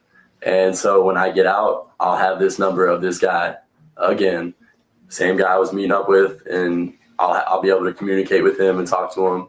But yeah, so Brian still wants me to do everything for him. He still is hopeful that I set all these scenarios up. I guess he told me he's supposed to go to trial next month. He's really he's nervous, he's anxious. I think August 7th, 14th, 21st. This is 3 days. So he's trying to set his trial back. That's what he's trying to do right now. He's trying to push everything back. He said he just talked to his lawyer a couple days ago, and he's trying to give his lawyer any reason just to push the trial back, because he is hopeful I get out and he wants to give me time to set up these scenarios. So he needs to push his trial back. If it's next month, there's no way in heck I could set these up for him. It's not enough time. So he wants to set everything back. That's what he's working on right now. And at the same time, so he's telling me right now that if I go and I set these scenarios up for him, if he wins trial, if he is found not guilty, if I do these scenarios, even if I only just create just one of the 3 or 4 scenarios, if I only just make one happen and it works, and he goes home, he's found not guilty, it's enough. He's offering to pay me $50,000 cash. He wants to pay me $50,000 cash for him to go free. And so that's kind of where we're at right now. I have his full trust. He wants me to still do this stuff for him, and he's willing to still pay me $50,000. Did he say if he's talking to this guy on the phone or during visitation or something else? Of course not. Definitely not. He's not. He will not communicate with this guy in any way like that. How's he getting the guy's number to you? This is what he told me. This is what he was doing last time. The lawyers and stuff that he has to come see him, and the attorney booths, which are not recorded. He actually has all his visits outside of the attorney booth phone, so they meet in person, so nothing's recorded. He's not on the phone. He doesn't trust any of that. So what he does is, I guess one of the lawyers or whoever comes to see him, he says he knows the lady. I'm not sure who she is, but this lady that comes to see him is not his lawyer, but she is a lawyer. She's not his lawyer, but she's a lawyer, but she's a friend of his, so she can come and they can have these private visits because she's a lawyer. So that's how Brian looks like. I don't know. I want to say maybe honestly, I can't say. I don't know, man. I don't know. I'm not sure. Has he ever asked to use your pen or anything like that? No, he wouldn't ask nobody. He's a smart guy. He'll never do that. He's never done that. No. So he has these private meetings with whoever this lady is. I don't know, but she's a lawyer, and he relays information to her. She relays information to this guy on the street last time I was out, and that guy and me talk. And so if I have anything to tell this guy and he has anything to tell Brian in jail, through her, she'll tell him. And I assume that's probably what's happening now. He actually just had a contact visit yesterday, so that was probably her yesterday. Yeah. This guy that you met with, if you saw a picture of him again, would you recognize him? Well, every time I saw him, he had a lot of scruff on his face. So if he was shaved or something, it might look a little different, but I'm pretty sure I would. Yeah. He was pretty recognizable. Yes, So if sir. that truck was like a Dodge, a Ford, Chevy. No, sir. How old was the guy? Could you tell me about the building like that? Or? I want to say that he's probably like 47 to maybe 55 at the latest, but I'm going to go ahead and say like 47 to like 52, like right in there. He's somewhere right in there. And I kind of want to include this too. So when I get back to jail this time, and I get back in the pod with Brian, I have to talk. I have to tell him certain things, so if I can do this, keep his trust. And what he kind of told me, because I explained to him, I was like, listen, man, I met up with that guy. And when I did meet up with him the second time, I saw a walkie-talkie in the middle of the guy's car. What was that about? I asked Brian.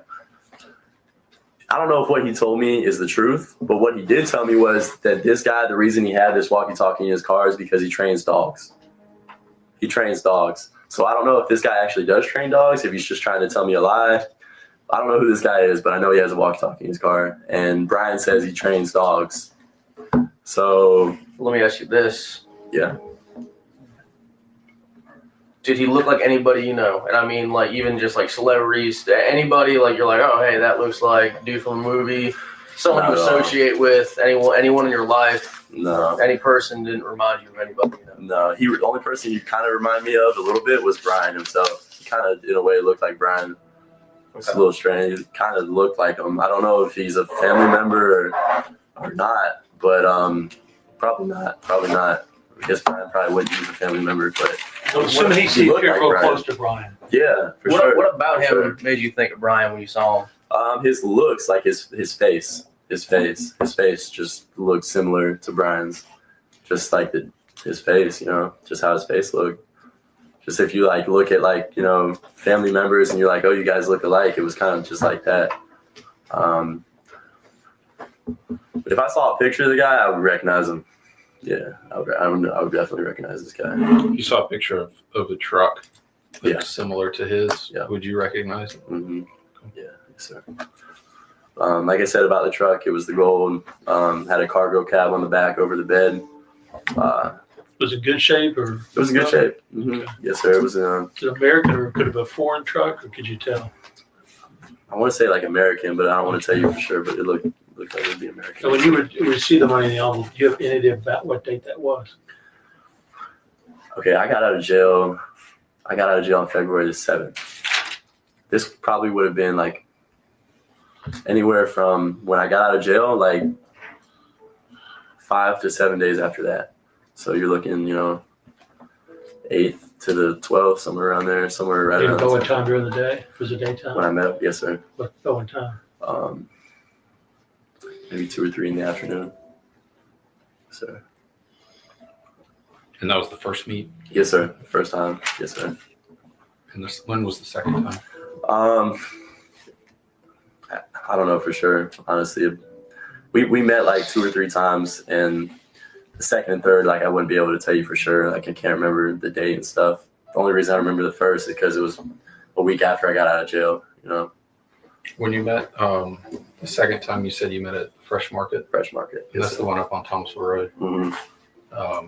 We were in the parking lot, like directly in front of it, like in the middle of the parking lot, Okay. in the very middle, pretty much. Yeah, You was driving the same vehicle? same vehicle. Okay. Yes, sir. And the third time, where'd you meet him? Third time we met again, like close by, same area, like Pockets and over in that area. Because I remember when I called him, he was like, "Remember when we met Pockets?" And I was like, "Yeah." So we just it was just in the parking lot in front of Pockets, same general area. Tell them about the alligator skin and the reptile stuff. Okay, so when I did like tell him that like I didn't want to help him anymore, and like I offered to give his stuff back, and he's telling me like, no, I'm not going to give any of this stuff. You can't give it back. If you value your life, you can't give it back. It's too late. He had like all this stuff in his car and the inside of his truck. It was like on his center console, he had like a strip of like alligator skin, like on the center console. He had like snake skin everywhere and like fur and stuff like that on the inside of his car, like just weird like miscellaneous animal things. And like so when like crocodile skin and stuff everywhere, then I'm like, this is a very unusual, and Was it just laying around the truck or like used to kind of decorate it or accessorize it? both. Some of the stuff was just kind of like sprawled around, and then others look like you're trying to like put it certain places to make it look good. So the combination of the two. There was like snake skin and like rabbit fur and like raccoon fur and like an alligator skin and like stuff like that on the inside of his car, and so like so all that was in there. Okay. Yes, sir. Do you remember the phone number that you had Yes, sir. that you were using to contact this gentleman? Do you remember that phone number? No, sir. No, I don't. Do you remember the phone number that you used to call? Reach him. Yeah. His phone number? No, sir. Do you have it written down anywhere? No, sir. Because what I did when he gave me that number, I went home and I got his phone and I put it in my contact. It was the only contact in the phone I had. I just put it as W for Winchester, and I had saved the number, and I had that piece of paper with his number wrote down, and I crumpled it up, threw it away. Where'd you buy the phone? Sir? Where'd you buy the phone? I got the phone actually from somebody else, but it was like a brand new track phone or whatever. So it's just one of those phones you can buy from like Walmart, like a straight talk phone. Mm-hmm. And so I got it from somebody. It was new, and I just like went ahead and activated it and turned it on, and then reached out to him. What'd you use to pay for it? Cash for the phone. Yeah, cash. I mean, I just bought it from like a buddy. Like, How'd you put minutes on it? I actually had like a friend. She's a girl, and I was like, "Can you just buy me a card for it?" And she like bought me one of those prepaid cards. I just paid her, and then like I typed into the phone, and it had minutes on the phone. Yeah, I didn't have any data or anything. I just had like unlimited talk and text. That was it.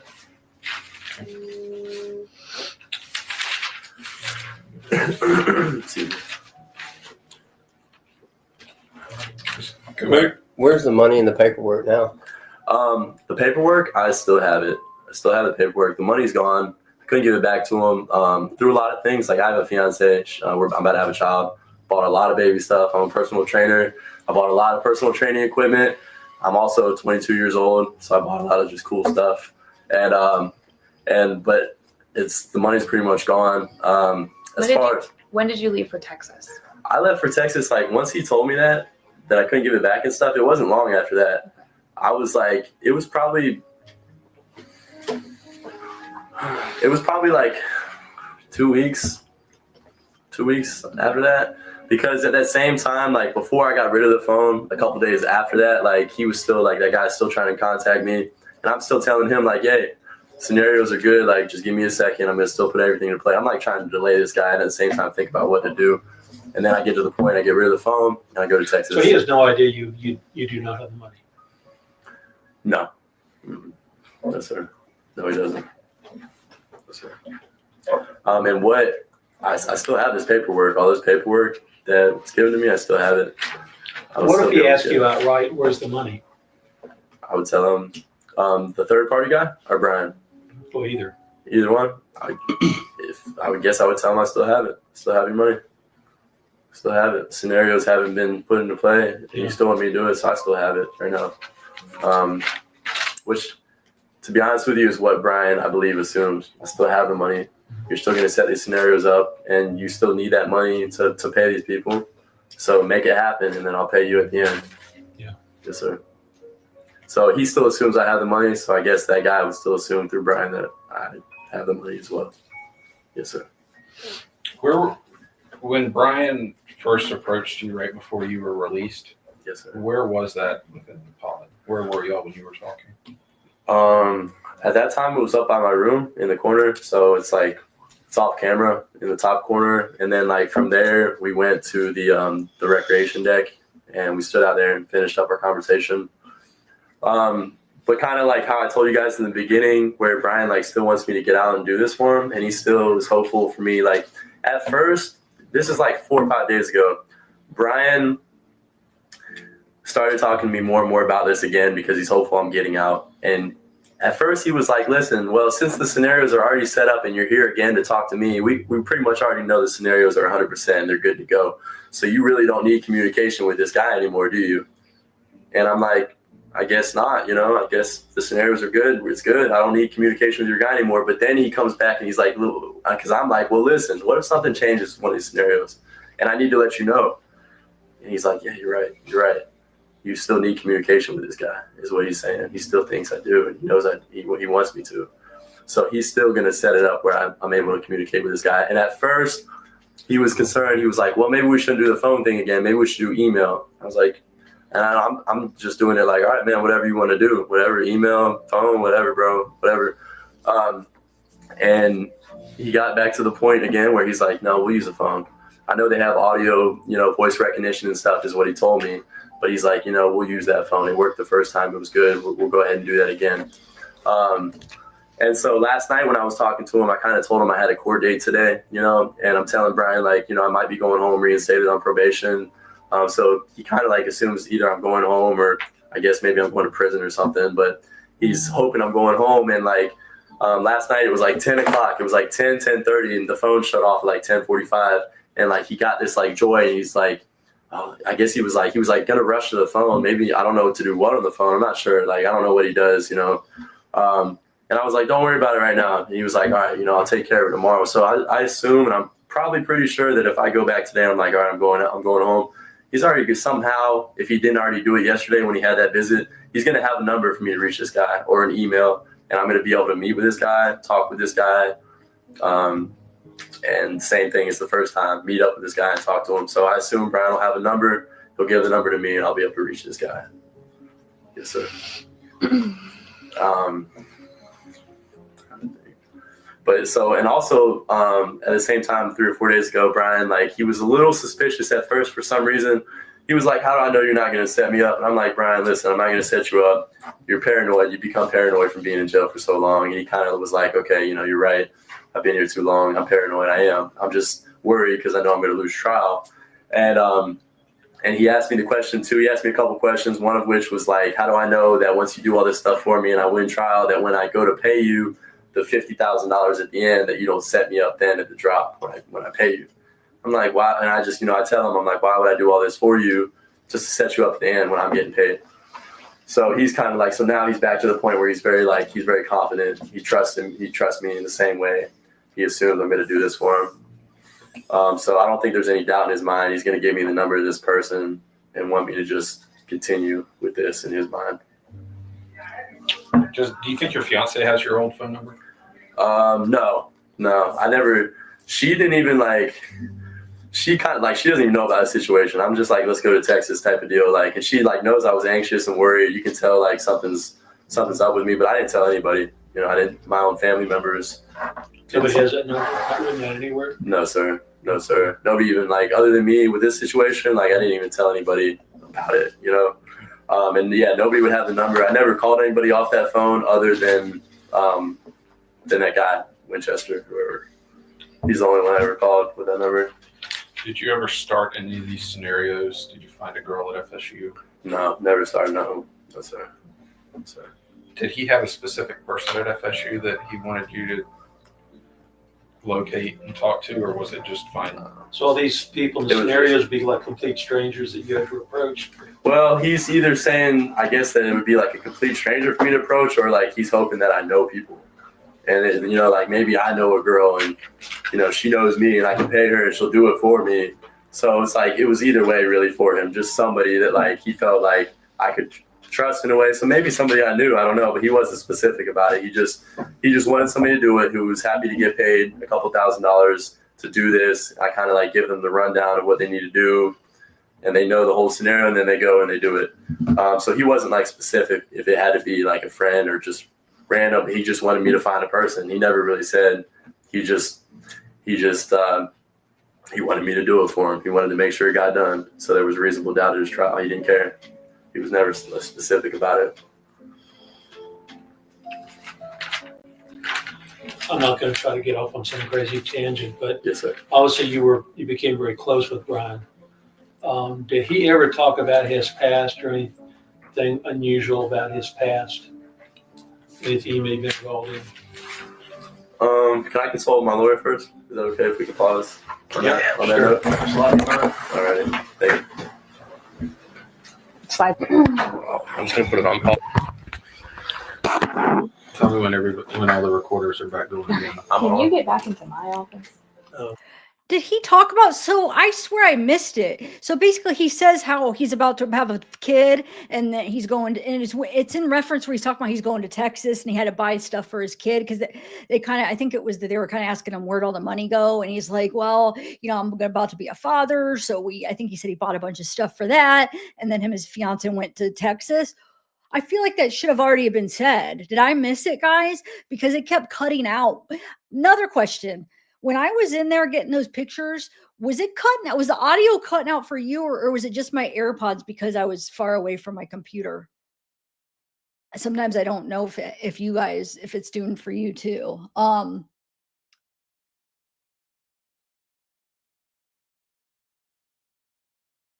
Oh, so they did say it. I've been asking, and everybody said it didn't happen yet. I wanted to make a comment about that because who lives in Texas then? Because not only does he go to Texas with his baby mama that time, then when he goes with Sarah too, he goes to Texas. Why is he always going to Texas? Am I missing something? Is this something that I'm forgetting, that somebody lives in Texas that's where he's going?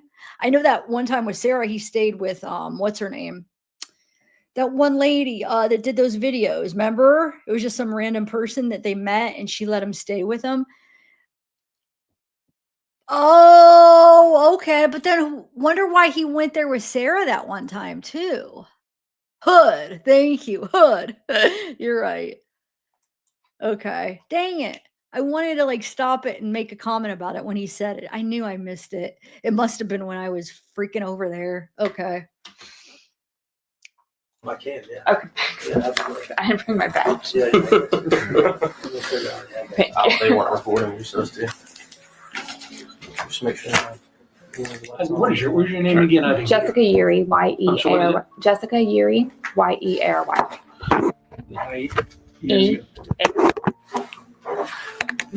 Time is 4:52 p.m. and we are going to resume the interview. All parties are present. You want to ask the question again? Yeah, since we start again, I asked a question about whether or not, since you had become pretty close with Brian, did he ever talk about anything in his past that you think that the law enforcement may have an interest in? I mean, going back 1 year, 20 years, whatever. Okay. There's a couple things in his past that he kind of talks about a little bit, and I'll kind of explain it. And due to the past, that the few things that he did kind of talk about, like I said, when I met up with that guy and told him I wanted to get everything back, the reason I was because he's already threatening my life. And at the same time, you have all this stuff in your car, and I'll explain more, but I heard about, the situation with this guy who was murdered 15 years ago, and I guess a hunting or some type of whatever accident. And so I see all this stuff in this guy's car, hunting related. And this guy, in my mind, it clicks back to that. And I'm like, okay, you're threatening me. You have all this stuff in your car related to hunting and stuff. You might be the guy who maybe killed this guy for Brian 15 years ago. And so when you're telling me you're threatening my life, I'm thinking you're really going to do it. And I'm thinking maybe you're the guy that did this for Brian. Only a couple things that he said about that in his past and stuff would be, he kind of explained to me a little bit about the situation, I guess 15 years ago. He kind of told me that that was his best friend that died, or however that got killed or whatever. That was his best friend at the time, and that guy was married to Denise. And so this guy gets killed, and then he marries Denise, and the things that he told. That's what he told you, or that's what you heard? No, that's what he told me. Okay. Yeah, that's what he told me. And then he married Denise. Yes, sir. And then I'm going to interrupt. Sure, Did he say his best friend was killed? Or are you He's putting two and two together? He said his best friend. He didn't say like he was killed. He obviously was like still at that time trying to like kind of like play it off like I guess it was an accident. So he said like his best friend died in an accident, but he lost his best friend. So he didn't say like he was killed, but he said like I lost my best friend. There was an accident. So that's kind of how he said that then. And he explained to me that Denise was that guy's wife. And he also like went on to tell me like this is still why I was in jail the first time when I first met him. I didn't know anything about that situation until like he gave me the rundown about it. I didn't know anything. I never heard about that at all. Like I'm 22 years old. I haven't heard anything about that. Sure. What he went on to tell me was that he married Denise, but he also told me that he was best friends with that guy. And he also told me that, he told me his life and stuff. He sells insurance and all that. And he told me that he sold that guy a $10 million life insurance policy. And not long after that, that guy dies in an accident. So, he told me he sold that guy a life insurance policy. He told me that. So he told me the guy got killed in an accident, and he told me that he then went on to marry Denise. And for that right there, that was kind of it, the end of that little conversation with that. Actually, this time since I've been back now, he kind of like went on one time when we talked maybe like a week or so ago, maybe a week ago. He told me he said something again about Denise, and he's like he was just like, I guess really what he was trying to do the most was throw it off on her. And like what he went on to tell me was like, oh, he did tell me this. He told me that when he goes to trial, like outside of like me setting up these scenarios for him, that him and his lawyer, what they intend to do is bring Denise to the trial and make her out to seem like she was the one who murdered that guy 15 years ago or had it done, So he actually told me that's like him and his lawyer's plan for trial is to bring her in there and make her look like, bad for that incident back then to kind of do whatever for him. So that's one of their plans, him and his lawyer. And he told me that.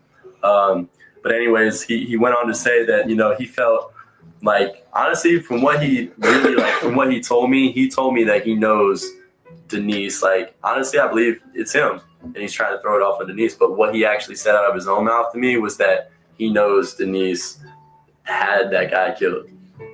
He knows she did. And he went on to say that I've known for this whole time that we've been married, but the reason I never went to anybody about it is because of our children. And I don't want them to see their mother as a murderer. And he's also like, he told me like, I hope you can set up these scenarios because like, then we don't have to bring her to trial and we don't have to put her in that light as a murderer because then her children are still going to find out that she's a murderer. And he still doesn't want them to find out. But I think really, I guess what it would be is you don't want to even get into that at all because you have more involvement probably than, than what you want to come to light. So he went on to tell me that I've known this all along that Denise had this done. And I knew all along, for all these years that I should have went to law enforcement. He said what he told me was he's been gathering up information piece by piece to bring forth, but he just never did. He just never brought it forth. And now he like wishes he did. And he kind of like went on to tell me one other little detail was like, it's strange to him or whatever, however he put it, that, that situation was her, this guy, and him 15 years ago. All right. And now it's like her, this doctor, and him, except for now it's these two people against him rather than him and Denise or him against that guy. So now roles are reversed and he doesn't like that. He doesn't like that it's happened that way. Is there anything else he told you about his best friend? No, sir. Does he speak pretty freely to you about it, or is it something that... Not really. No, he doesn't. No. When you said that he admitted to selling his friend insurance. How did he say that? I mean, I sold him insurance, or I just met him flat out? Flat out. Okay. Flat out. Yes, sir. Okay. Because when he was like telling me that whole little scenario, because when he was telling me when I was there the first time and he like was telling me to help him, he constantly told me, he was like, hey, listen, man, too, when you get out there, you're probably going to hear a lot of stuff about me. You're probably going to read some stuff about me. And he told me that. So I guess he wanted to go ahead and let me know what I was going to read and what I was going to see, which is all this scenario from 15 years ago, rising now, people were questioning it. So he told me, he was like, you're probably going to hear these things about me. So I want to go ahead and let you know about it now. So he did, and then continue on to tell me that stuff. And like I said, he just, not a humorous way, he just said, I sold him a $10 million life insurance policy.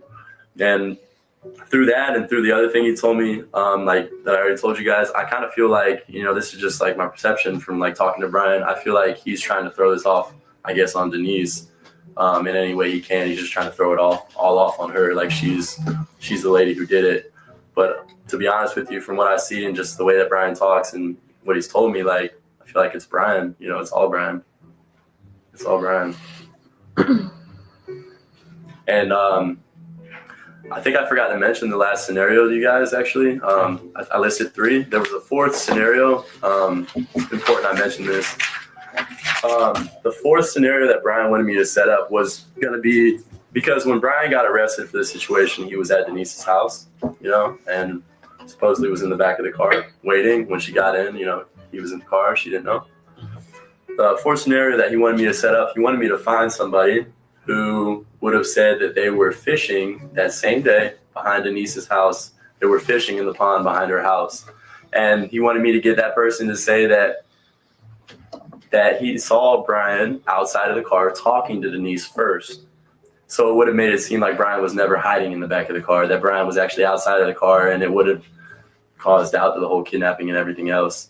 So he wanted me to find somebody to say they were fishing, say they saw Brian and her talking. It was all casual, and Brian got in the passenger seat and they took off, which would have made it seem like Brian was never hiding in the back of the car to begin with. That was the 4th scenario. I forgot to mention that. Hey, Wade, you said you still have the paperwork. Where is that at? It would be at my house. Okay. Over on Hawks Rise, whatever it is. So, Yeah. Yes, sir. we're inside the house. I'm gonna have to find it. Yeah, but I should be able to get it though for you guys. Yes, sir.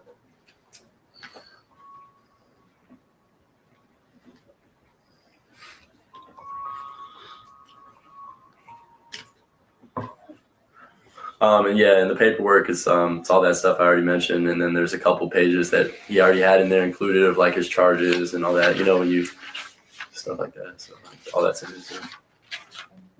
It's still in the same envelope. That manila envelope that it all came in, no, it's not. So I threw that away. But none of the writing is in his handwriting. No. Somebody else.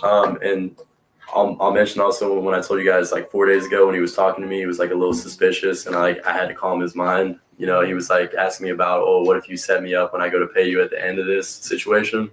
He was also like, he also brought up something where he said, like he was talking about that paperwork, because maybe I guess he's like, he does want me to still help him, and I believe it's gonna work with this guy, this third party guy for sure. But I guess he's so crazy, he knows, he's just like worried, really worried. So he told me, like, he was like, I had that like transcribed and everything. And I'm like, yeah, man, of course, I know you had it, I know, Brian, I know you did. I'm playing it all off, but Is that how you know it's not in his handwriting because of that statement he made, or yes, Okay. yeah. so you're not comparing it to his handwriting? No, sir. Just because he told me that. Have you ever seen his handwriting at all? No, I don't think I have. And if I have, maybe just on a piece of paper at a table, and I don't really remember like looking at it. Yeah. Maybe it is his hand. It could be his handwriting. Could be. Maybe he didn't have it transcribed.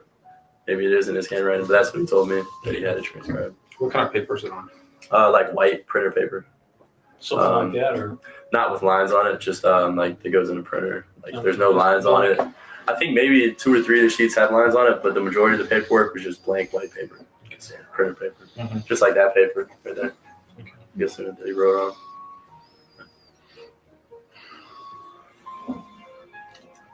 on. not right there right now.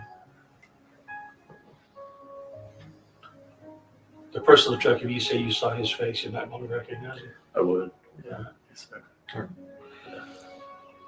All right. Will you raise your right hand for me? Sure. You swear affirm the statement you just gave us is the truth, the whole truth, nothing but the truth, to the best of your knowledge, to help you God? Yes, sir. I do. Yes, sir. Were you coerced, promised, or threatened to give a statement today? No, sir. All right, do you have anything else that you want to add at this time that you think could be of value to it? Not at this time, but Right. The time is 17:05 hours. We're going to conclude this interview.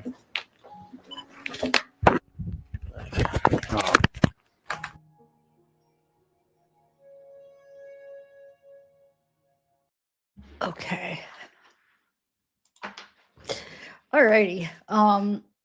No, I played the music. They didn't play it. What did you guys think? I mean, those of you guys aren't familiar with the case, you might not be following it, but I was hoping, because I did cover this case, the Winchester case. I actually talked about his part in a separate video, then I actually went into detail about this case and stuff. So I was hoping that, well, I'm sure, of course, not everybody watches all my videos, so hopefully it made sense when I gave the little summary of the case. But yeah, there it is. That is it. Yeah, okay. So the letters, yeah, Sarah, you got those. Where are they? Here, they're on my phone. So the letters, Jumpsuit Pablo read them, right? The letter it's supposedly from Wade to Jesse that he did tonight. Hold on, let me find them. I forgot to send them to myself. I could read them real quick. Well, I mean, I guess it depends. I want to know the source of these, because I know people are like, do you think they're real? I don't know, because I haven't been like involved with this case besides what I get.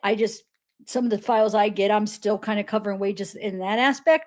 But like how I used to like look at everything and go through online and search everything on the case for like the first 6 months of the case, I don't do that anymore. I don't even search for anything about him anymore. Since I have some files, I share it, just because I've almost been doing the Wade case almost like 7-8 months maybe now. So I'm like so burnt out. So my point is, I haven't been keeping up with whatever anybody else is doing. So who's the source of this? Like, that's what I need to know. I mean, where did it come from? Is it a credible source? And the handwriting, hold on, I know his handwriting. That does look like his handwriting, actually. It does. I mean, of course, it's not going to be exactly matched up, because people have, my handwriting varies from mood to like just, the mood you're in or whatever. But it does look similar to his handwriting from what I remember. All right, hold on. Let me email me this and I'll read it to you guys. I'll try to read it. It looks like it's pretty hard to read. Is this all it was, Sarah? Is these two little short messages or short emails? Or, oh my God, letters. Well, that's interesting, because how did he send these? Because I don't understand how he sent these if he's like in confinement. And I actually, when I was going over there looking at my old files, I thought, hey, I forgot I have these pictures of him and his baby mama I was gonna share, maybe, I don't know. This was him and baby mama way back. Well, yeah, that would have been after this interview, because the tattoos.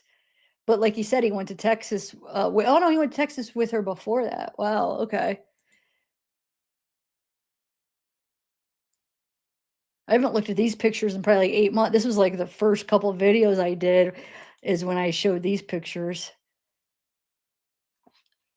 But I haven't looked at these in forever. Where's the other one? The other ones didn't transfer. I had another one. For some reason, it didn't transfer over. Huh. Oh, well. Yeah, here it is. Here it is. Him and his kid.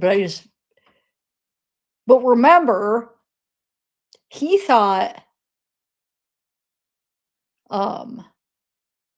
here, I'm not even sharing it. Hold on. Oh my God, I'm not even sharing it.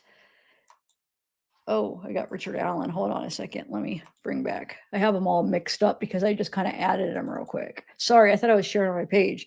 So this is him and the baby mama. Baby mama.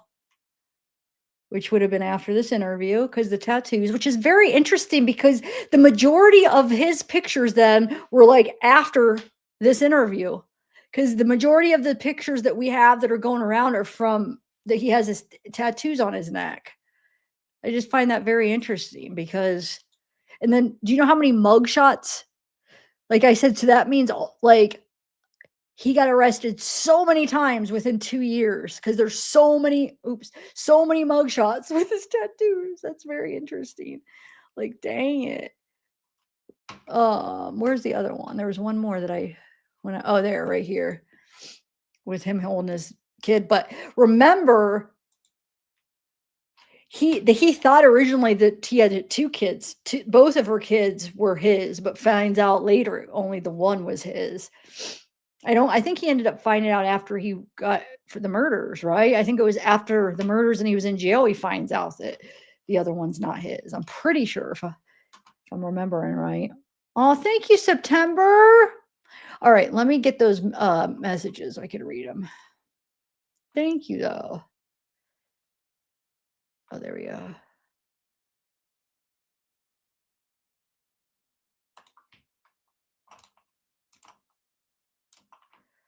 Or what about this? You remember, hold on. Where is it? Hold on a second. What about this this one? Remember this? Him and his ex Chris, the guy that he was dating? Dude, that means in those 2 years, he did so much stuff in those 2 years. Because like I said, now I could put it into perspective, those tattoos. So that means he was only out for less than 2 years with those tattoos. Because I don't know when he ended up getting them. This was June or July 2017. He gets arrested 2 years after that. I don't know. It's weird. But yeah.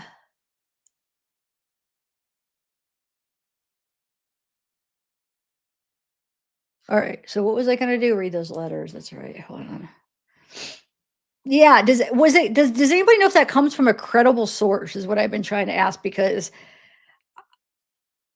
I don't know who it came from, but it does appear like it looks similar to Wade's writing.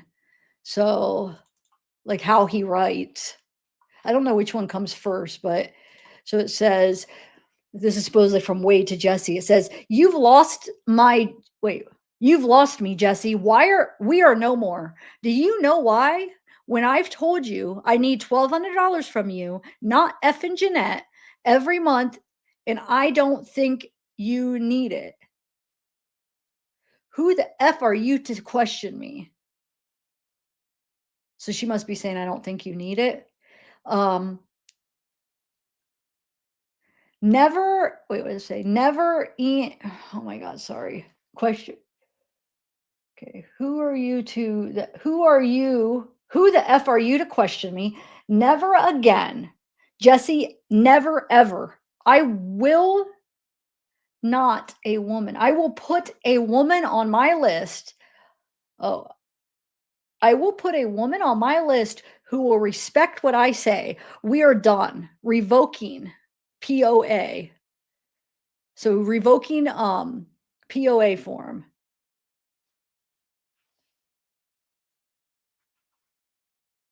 You're off visit form. So now you and Jeanette can talk about that because she's staying and you're done. Now you could tell this is on the back of that one paper, the JPay paper, right? That's what that looks like. It probably is really it. It says, what the F I tell you I need. Wait, is that continuing? I don't know. What the F I tell you I need. If I don't see $1,200 this month and every month, you're off the visit list and you won't hear from me ever. Stop acting dumb and do what I said, or don't and get out. But question, what did she do with all that money though? Because in all honesty, that is kind of crappy if she just took that money for herself, because that was basically donated on Wade's behalf because all these women had a big crush on him. So that is, I know Wade's not allowed to make that money, but that really was kind of his money. Nobody was donating to Jesse. So that really kind of should be his money. I know like legally he can't, but like she shouldn't be able to keep it. So like what happened to all that money? Because we learned that the lawyer was pro bono. So that's probably why he's like, that's my money. Like, give me my money. I don't know. I mean, I don't like them, neither of them. They both deserve that. I'm glad Wade got screwed and Jesse got screwed by losing this psycho, because I'm sure she's heartbroken losing this guy. Maybe, I don't know. But I mean, she made out with all his money, which is kind of messed up. Yeah, she should. She should, Sarah. You're right. She should send it to the families. She's probably over there. Didn't you say she's on Tinder? She's probably over there freaking paying for dates on Tinder. Wait, hold on, that picture you sent me of her. Hold on, let me put that up. So this is supposedly her Tinder picture, Sarah, you said? Because I didn't watch his live. I missed it. Oh, I sent it to you, Sarah. Oh my God, that's what I always do. I have to send it to me, my email. I sent you the picture. Just ignore that. Oh, I always I'm such a habit of sending you stuff that I send it to you instead of my email. Okay, here we go. Let me share this. This is supposedly Jesse's Tinder picture, I guess. I don't know. Like I said, I don't really watch anything on him anymore. Oh, thank you, September. Thank you. You guys, I don't think we're going to make some quota. We're not even halfway to the thing. I guess it's, I don't know why I never make the goals. I could probably screenshot so at least everybody could be in the giveaway when not everybody, but the people that donated can be in it for when I do make quota, but I guess I'll have to make it lower. All right, so what was I doing? Oh yeah, email me that picture of her. Cancel, save. Okay, so this is, you said it's on her Tinder, maybe? Here. Right here is.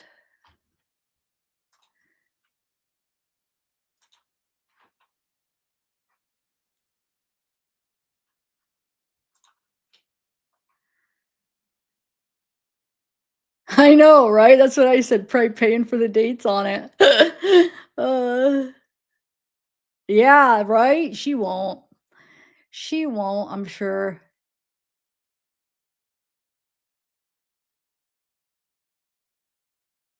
Or I should say Fundly. If I said GoFundMe, sorry, it's Fundly money. Remember, they got, whoever tried to do the GoFundMe, they got kicked, they got that taken off because they weren't following the rules.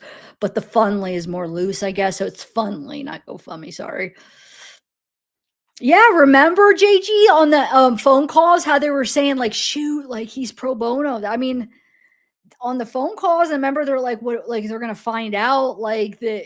You remember they were trying to make up a story because once if they find out he's pro bono or whatever, and then they're like, yeah, but they said something like, yeah, but you have to pay for this and this, so it's kind of still the same thing.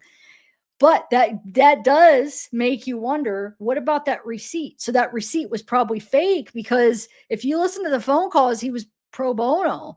He was taking it, remember?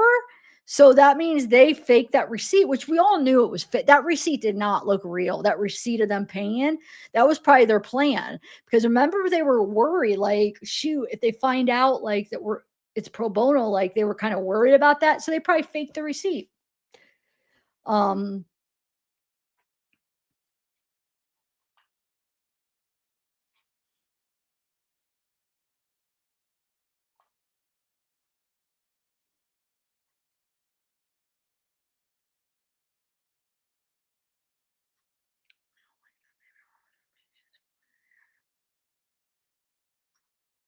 Yeah, no, what I mean, sorry, Jahari, I'm trying to describe her by, I don't want to say her name because I'm trying to not say her name.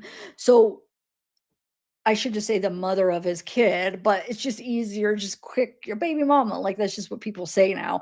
It's just to describe who she is. She's the mother of his kid, so people understand who that is. I didn't mean to say it and like that. I didn't mean that negative at all. I just meant she's the mother of his kid. So is an ex that's the mother of his kid. So we know who she is. That's not real. I mean, to me, that's not an insult. It's just who she is. To him, I mean, that's not like who she is like who she is, like her whole self or whatever. That's just who she is to him. So we could understand like how does she relate to him? Because we're talking about him. Does that make sense? And I just didn't want to say her name. So yeah. So, I definitely didn't mean that as an insult. I don't know. I said baby mama because that's what people say these days, but sorry. Yeah, she's the mother of his kid. Sorry. I don't know. But anyway, it is. I know it is. And I don't even look at that as like a negative term, but I guess some people might. Well, anyway,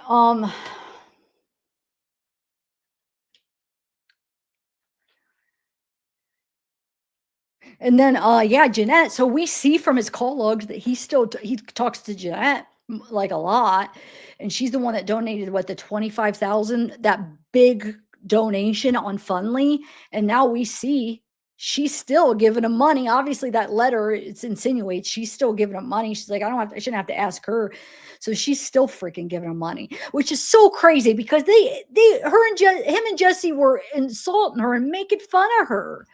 Like, oh, she's disgusting, haha, making fun of her. Like, what was it? Something about a fish or something? Some comment she made and talking about she looks like Marilyn Manson, a girl version, and how she's gross. And after she just donated a bunch, and then talking about how they could get more money. Like, ooh, how can we get more money from her? Just trash.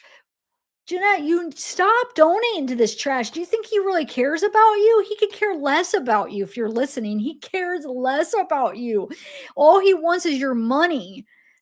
I don't understand how people can't see this now. Like I could see at first, maybe you didn't see it right away, but it is so clear as day. This guy is not, he's a creep. Like if I don't understand how anybody thinks otherwise now. Okay.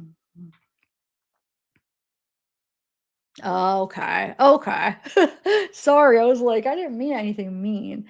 Well, yeah, I mean, I guess they're all victims of her, but like, then that wouldn't help specify who she is. You know what I'm saying? If I just say, oh, that's one of his girlfriends or victims, I wanted to specify like which one. This is actually the one he had a kid with, you know? Thank you though. Sorry. Oh, shoot. There I go yawning, but actually I'm not yawning as much as yesterday. I shouldn't have said that, knock on wood. Anyway,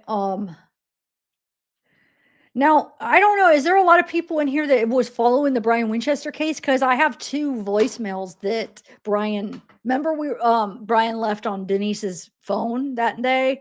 So remember when we were watching, we were reading the documents and stuff, and they were talking about the 2 voicemails. I have those too if you want to listen to it.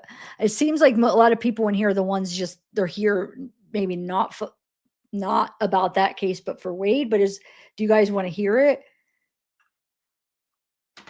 Well, maybe not. Never mind. There probably is. I'm sure a lot of you guys are the ones that were watching my Brian ones too. I don't know why I said it like that. There was only a few comments that were like, hey, what's this case?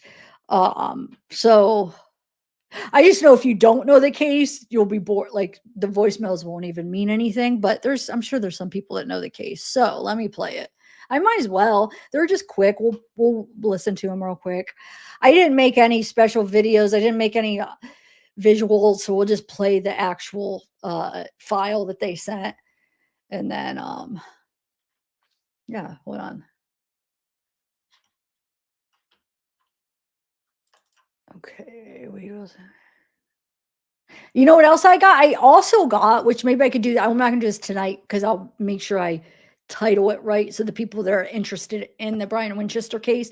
But I have the interview. It's just audio, but I had the interview with that Dr. Noonkin, the one Wade was actually talking about. That he's like, oh, he's friends with his doctor. He's the one that had this sex addiction, like Brian. Remember, Brian was talking about that doctor. They both had that. They both shared that, and that he's the one. Brian actually called him after the whole kidnapping and like basically kind of said what he did and stuff. So I have that audio interview that we can listen to another time. Maybe I'll just upload it as a pre-record if anybody wants to listen. Okay, so let me play the audio, the interviews or the voicemails. Oh my god. Here it is. So Detective Salvo, today is Tuesday, August 9th, time's approximately 1500 hours. Here at the Doak Campbell Stadium, University Center A, with Denise Winchester to report a voicemail that was left on her phone. We'll put this on pause while we call her voicemail. 4. To disconnect, press star. Then press 1. Yes. You have no unread messages to review. First saved message. Sent Friday at 11:45 a.m. Hey, I just wanted to call and tell you that I went by Ron's, but he's not there, so I'm meeting Steve.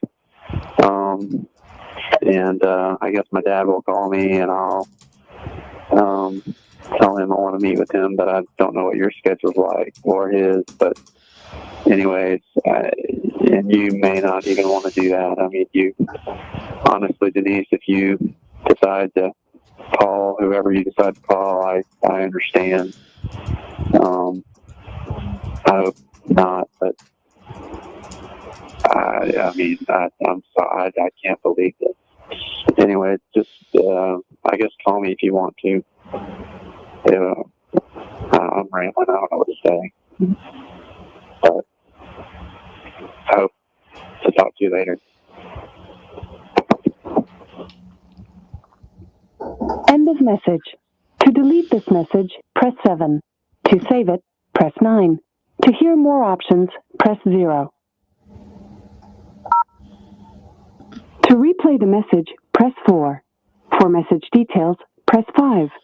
To forward with an this message was sent Friday at 11:45 a.m. It's a message from 850-509-0040. 56 seconds in length.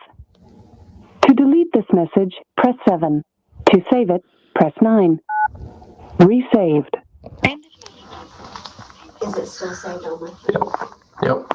This will be the end of the recording at 3:01.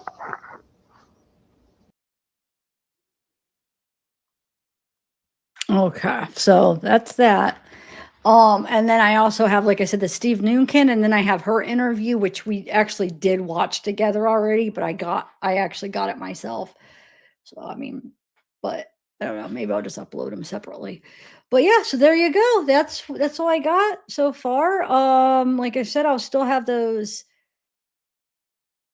more messages coming, 3 months of the old messages coming whenever those are ready, and then I still have those 900 pages that I'll sporadically read of messages from July, kiosk messages. And then I besides that, like, unless if anything else new comes out, but I'm gonna try to like get into another case.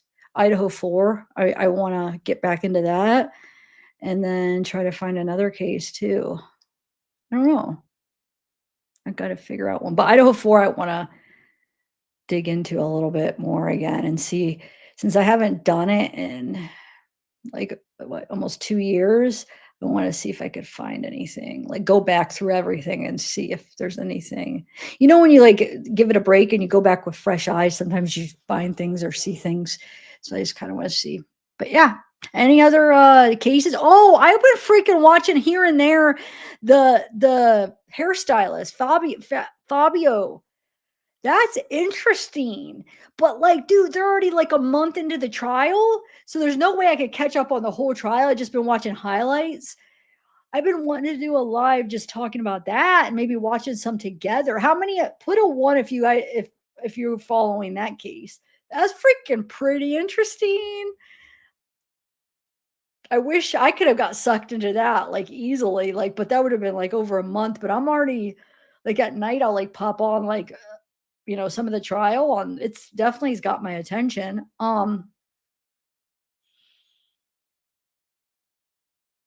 Oh, wait, you lost me? What are you, Detective 101? I'm glad you found me again. Are you talking about me? Well, I am glad. I'm glad you're back. What do you guys think? Put a 1. Well, there's no 1s. Maybe nobody is following it. Nobody's watching the Fabio, the hairstylist, celebrity hairstylist trial. I don't know, maybe tomorrow we could do like kind of do just a combination, talk about Idaho, the new 911 call. Maybe we could talk a little bit about that case, the hairstylist, maybe what's another case?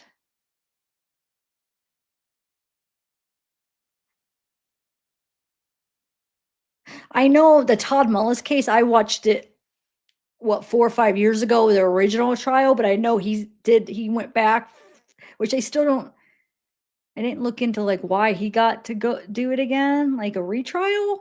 But that case, the first round, that was interesting. I watched that trial the first time it was on. We can even talk about that as if anybody's watching that, because I know that case real well from like 4 or 5 years ago, whenever that was. I think it was like 4 or 5 years ago. That was really interesting case. How many think he did it? Supposedly he's got like a fan base, like of like women who have a crush on him. Nothing to probably Wade's level, but he has like a little group of women that I guess they're supporters, but I think it's like women that kind of have a crush on him type that think he's innocent. I think he's guilty, but there are some people, there's some people that think he didn't do it.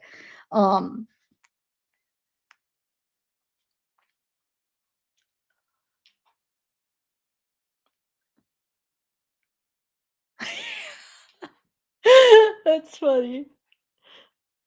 That's interesting. It's already on like day like 34 or something of the trial. It's a lot, but it's so interesting. She's interesting. Like she makes just like watching her facial expressions. So it's the wife that's on trial for murdering him. Well, for conspiracy, I guess it would be, because she was having an affair. So her boyfriend basically took the blame, or he pled no contest. And he's basically almost taking the rap for it and not saying that she's involved. But the guy that helped him, the third guy, basically said, yeah, she was a part of it. He took a deal, and I think he got like 16 years to life or something for a deal, to basically tell the plan and say what happened. And he actually was there. He got stabbed. They stabbed him. The guy that took the deal, I guess, did stab him one time in the neck, he said, but he felt awful. He didn't want to do it. The boyfriend's the one that really stabbed him most of the time. And yeah, they killed him, and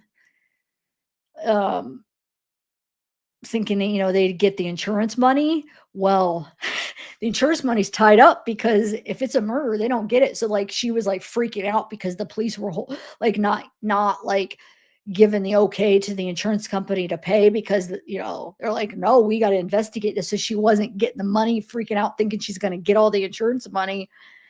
Nope. It's very interesting. He testifies. I have to finish watching his testify. The boyfriend, the guy that was with him testifies. Her daughter, his family. I don't know. It's really interesting.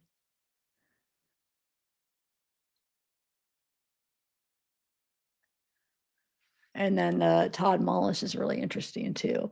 The corn rake murder. So like he originally like was going with, oh, she fell on the rake and died, but then the autopsy report comes back, she has 6 holes in her, which the rake was only 4. So like, oh wait, if it was an accident, she falls on the rake, then gets back up and falls on half of it again. Like, it's impossible.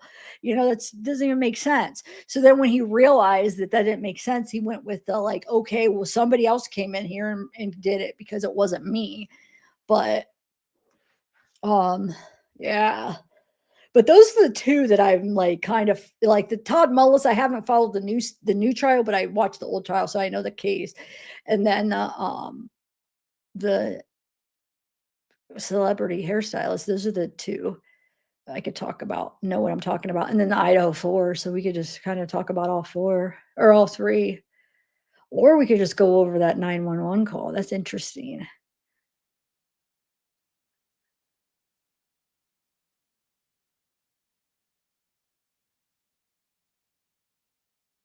A new lawyer. Oh, that's right. Sarah, you did tell me what it was. It was ineffective counsel, wasn't it? I have to look it up, Todd Mullis. I never even been so busy. I just never even went and looked up why they were doing that. Like, why did he get the new trial? I'll look it up later. I just want, yes, Simonelli, or however you say it, the Fabio. It is. It's very crazy. Yeah, and Daybell too. Yeah, I almost wanted. That's another thing I wanted to. I would have loved to go over that new interview with you guys. Oh my God, that's something else. Have you guys seen the Lori Vallow Daybell, whatever you want to call her? She's technically Lori Daybell, but like the whole time it went like everybody called her Lori Vallow, but she had married Chad. So, but whatever, Lori Vallow, Lori Daybell. She freaking did an interview. Oh my God, in jail. It is something else. She's something else. And she's representing herself for the Charles Vallow case, murder case, which that's going to be interesting to have her represent herself. She has somebody helping, but still she's the main person. So it's like, so it's a little bit different than what Sarah Boone was going to do, because remember, Sarah Boone didn't want, like, she wasn't going to get help because she, but Lori does have it, but still. She's crazy. She like, okay, she already was found guilty for the murder of her 2 kids, Tylee and JJ. Now she has Charles Vallow's trial. Then after that, she has Tammy Daybell's trial. And I also think she's involved with Alex, her brother's murder. So and maybe her first, or not her husband. Oh my God, what was her husband? Ryan. What's his first name? Last name Ryan. I can't think of his first name. It's been so long. But anyway, so we have her 2 kids. We have Tammy Daybell, Charles Vallow. That's 4 that she's actually charged with. Convicted already with the kids, but 2 trials. That'll be 4 that I think she'll get convicted of all 4. Then Alex, it was ruled natural, but we all know there was something suspicious. They were worried. He was the one that they were afraid, I think, that was going to break and let it all out about all the murders, because he was basically her hitman. Her brother was like doing the murders for her. But so he mysteriously died. So I think she's involved in that murder. Definitely. Like, I think definitely she's involved with his death. So that's 5. And then also, this one is a little iffy. The one with her ex, what's his first name? Joseph Ryan. Colby is her son, Debbie. But the one with Joseph Ryan, that one is iffy. Like, that one, I'm not as sure. I know she previously tried to have him killed. Alex tried to kill him and he got away. It was a stun gun and he was going to throw him in the back of his car and kill him. But somehow Joseph stunned him, and somehow a couple times, I think, and somehow Joseph was able to get away from Alex and call 911. But Alex was going to kill him. And he almost admitted it, basically. He was going to, because he says that there's this big thing that they were spreading that Joseph basically essayed Tylee, which I don't know. I don't think I believe that. But so that was the thing they were going with. They were trying to get Tylee to say that. And like, it's just I think it's a bunch of crap. But they're trying to force Tylee to say that to the therapist, and Tylee wouldn't. So they basically, I don't know, maybe Alex believed Lori that he did, because Lori said he did. Lori was telling people he did. So like I said, maybe Alex believed him and was like, yeah, I'm going to like felt justified in doing that to Joseph, but Joseph survived that. But then years later, he died of, well, like heart attack, I think they ruled it or whatever. But like it was just weird things. There was like wasn't the window open? Wasn't the house really hot? There were some odd things, but that one, I don't know. I don't know. But for sure, five people murdered under her plan, her will or whatever. But Joseph, I don't know, maybe Joseph, but the thing is she freaking tried to have him killed. So I mean, that's just as bad. They weren't able to. So whether the second time when he actually died was her or not, she tried to have him killed. So what the heck? No, it was. It's been like how many years since I looked into that, so I forget some of the specifics. I remember something about the window and something with the window, right? The window was, I don't know. There's something weird about the window. And then wasn't the house really hot? Wasn't the heat all the way turned up or something weird like that? And then also she went over and stole stuff. Remember? She went over and took stuff. Like, I think, didn't she take his jewelry or something weird? I forget. No, I'm forgetting the details. I don't want to say the wrong things, but there was something about her going over and taking his stuff. I'm pretty sure, which was weird. Oh, that's right. Thank you, Colleen. I forgot about Brandon. Attempted murder on Brandon too. So that's possibly 7 people that she tried to kill. She fought. They failed on Brandon. They shot at him, but he got away. So that's basically 7 people she tried to kill, succeeded at, well, maybe Joseph Ryan succeeded at all of them, but Brandon.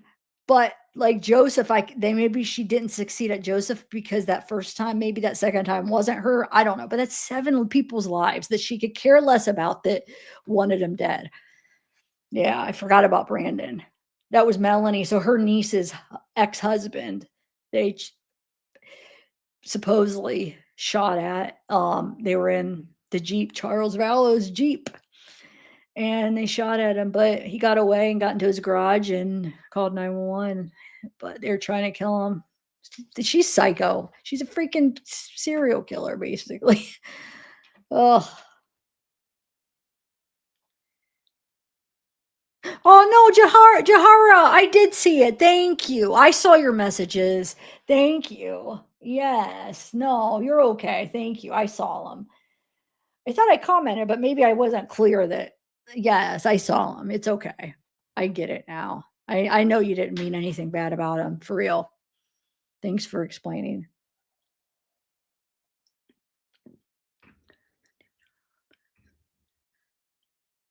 The Charles Vallow? Yeah, I think did it just start this week? End of this week, or maybe this coming week it started. It might have already started a couple days already. I'm not sure. I didn't watch it. Maybe it's about to start very soon. If it didn't start, it's gonna start very soon. I bet it was coming up. I don't know. Did it already, Sarah? Do you know?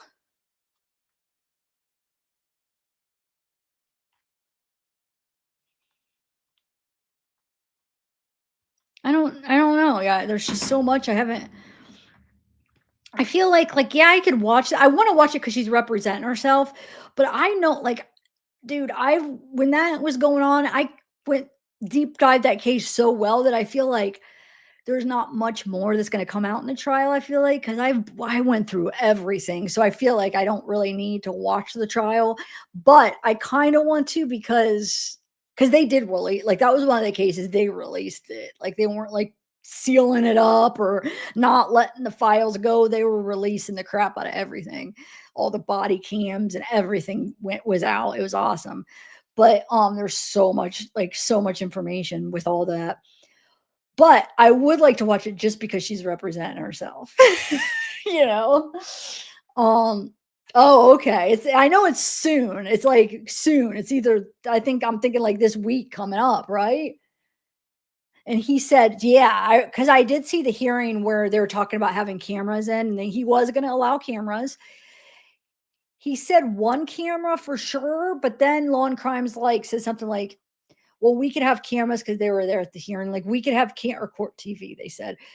Same difference, I feel like. But he said we could have cameras, and like the one camera like you used would be like we could have like multiple cameras that would be less space because the cameras they use. So I'm thinking he's gonna end up allowing a couple cameras, but he said no cameras with jury selection, so that won't be videoed, which is fine. I mean, usually that's kind of boring, but so yeah, yeah, he's not allowing cameras for jury selection, but he is allowing them for, but it might be, I hope it's not set up like Lori or Chad's trial, because the camera settings sucked.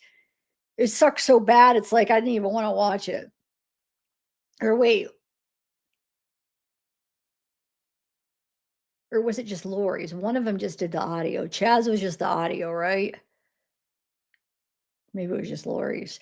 But I watched the preliminary, Chad's preliminary hearing a couple years prior. That was awesome. That was like 3 or 4 days. Like that, they went over pretty much everything. It was really good. It was really in depth. But it wasn't when Chad did have his trial, wasn't it just audio, if I'm remembering right? Or was Chad's video? One of them was just audio, right? I don't remember. I don't know. Lori's was autos. Okay, so Chad's was the terrible view. Okay. That's right. That's right. For Lori's was audio, but for the sentencing, they did the video, remember? Or for maybe even for the verdict. They did like one video at the end. They allowed it for one of them. Do you remember? But the rest was audio. Jahara, that case is very in-depth. Like there's so much to it because there's so many different side murders, like so much to it that it's a lot to try to learn. But it is interesting. But like I was covering it like in real time when it was all happening.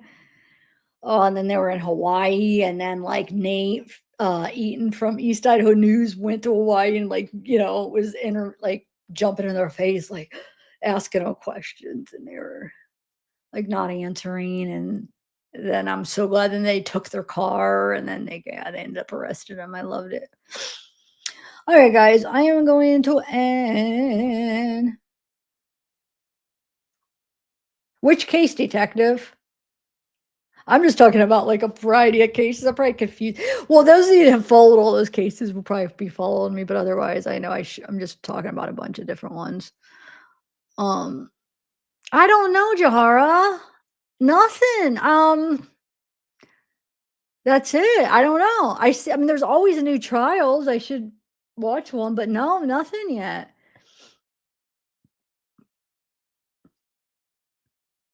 Yeah, I have a Lori Vallow playlist. I think there's almost 200 videos in that because there's a lot. Go check it out. But I mean, there's so much. It's like they were like it's like religious, like Mormons, but then they like branched off. And Chad was like those what do they call those people where like they die and then they see something and then they like it opens the veil, so they're able to have these special powers to see beyond the veil and like have like because Chad like had a near-death experience, so then now he has this power and it's stupid. He's talking about like zombies and the kids being zombies and dark and light, and that's why he like told Lori that, oh my god, JJ's a zombie, he's turning dark, so they had to kill him. Tylee's a zombie, that's so crazy. Like, which I think Chad knew it was crazy talking. Lori's just crazy and believes that crap or something. I don't know. All right, guys, I'll see you tomorrow. Oh, well, probably. I might do a live tomorrow. We didn't make the quota. Let me take a screenshot of the people that participated, so then I could add you into the giveaway. I'll just have to maybe make it like the quota less, I guess. I was really thinking we were gonna make it. It was starting off good. I wonder what happens when we reach it. Wonder what, if like, as far as on YouTube side, wonder if it's like, congratulations, and it says something. I don't know. Does it do something? I have no idea. It's new, kind of. I mean, I remember seeing the option, the goal, maybe like months ago, but I never didn't really like.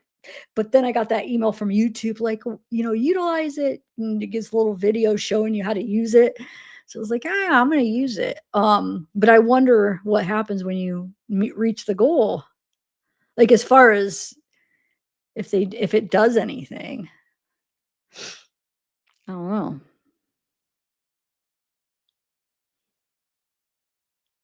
Anyway, all right, guys. Good night. Good night. Good night.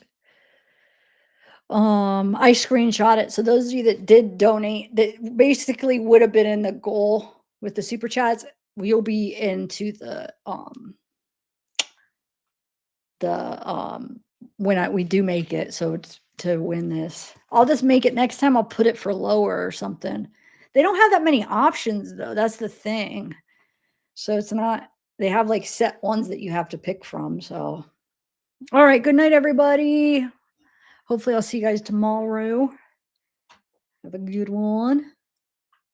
Oh, wait, real quick. I wanted to ask you guys, have you guys seen have you guys tried I think it's called Fruit Riot. I just got a bag of them. Oh my God, they're so good. Because I like sour stuff. They're fruit like with sour on them. Like, how like, Sour Patch Kids or that sour candy type. So it's like, it has the sour stuff around it and they're frozen. So, I mean, I think you're supposed to eat them frozen. I've been eating them frozen. They're so good. I got the mango ones. I feel like I'm eating candy. They are so good. They're called Fruit Riot. So you could get the ones I saw at the store. They had grape, pineapple, and mango. I got mango. Oh my God. Hold on. Let me show you a picture of them. They are so good. I'm about to go eat some. Fruit Riot. Okay. Right here. Hold on. I'll show you. Right here. So you can get grapes. Here's all the, let me see what flavors they have. Oh, that's not it. That's peels. Hold on a second. I want to make sure this doesn't. Oh, that looks good though. What are these peelers?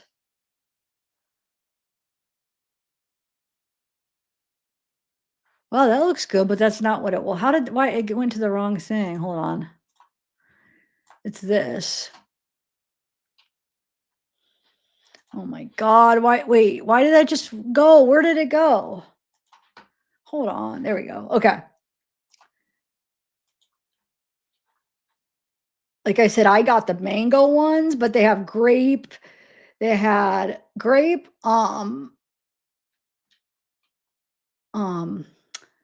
grape, mango, and pineapples. What I seen that they had at the store I had.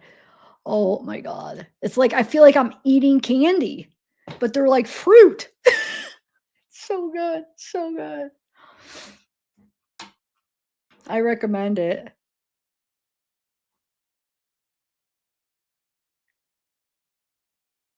Wait, did you get both? You got pineapple and grape? How are those? Aren't they so good?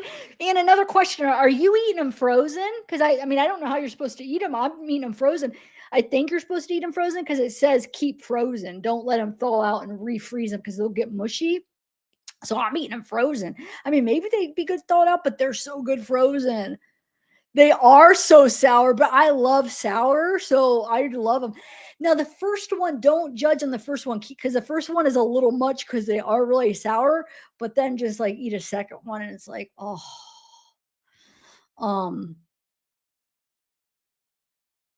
Yeah.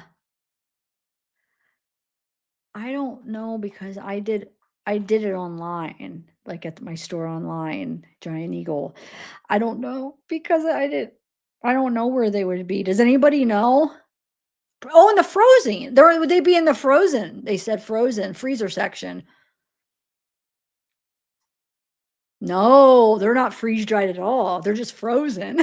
They're so good. Oh my God. If anybody likes sour things, I recommend it. Like you feel like you're eating freaking candy. I'm like, oh my God, So good. I got to try the grapes. I almost bought the grapes, but I didn't want to buy a bunch of them because I'm like, what if I don't like them? So I just bought one bag. I love mangoes. So I bought one bag and I was like, let me see if I like them. And oh my gosh. Wait, are you in Ohio, Morgan? Because I know giant eagles aren't everywhere. Now I'm sure they're more, maybe they're not just in Ohio, but are you? Where are you at? Or wait, you said giant. Are you talking about Giant Eagle, right? Or is there just a store called Giant? Oh, really, Casey? Do you have like Uber Eats or DoorDash? Maybe try that where it has a bunch of different grocery stores and then just put in Fruit Riot and see what store comes up. Because then it'll be like you don't go to a store and then they're out. It'll go to all of them that they go to. August, Sharon.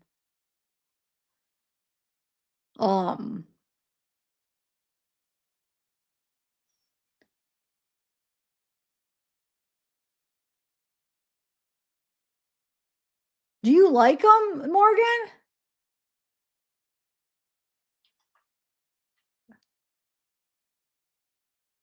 Oh, I don't know what Giant Foods. Okay, we don't have Giant Foods here. Okay.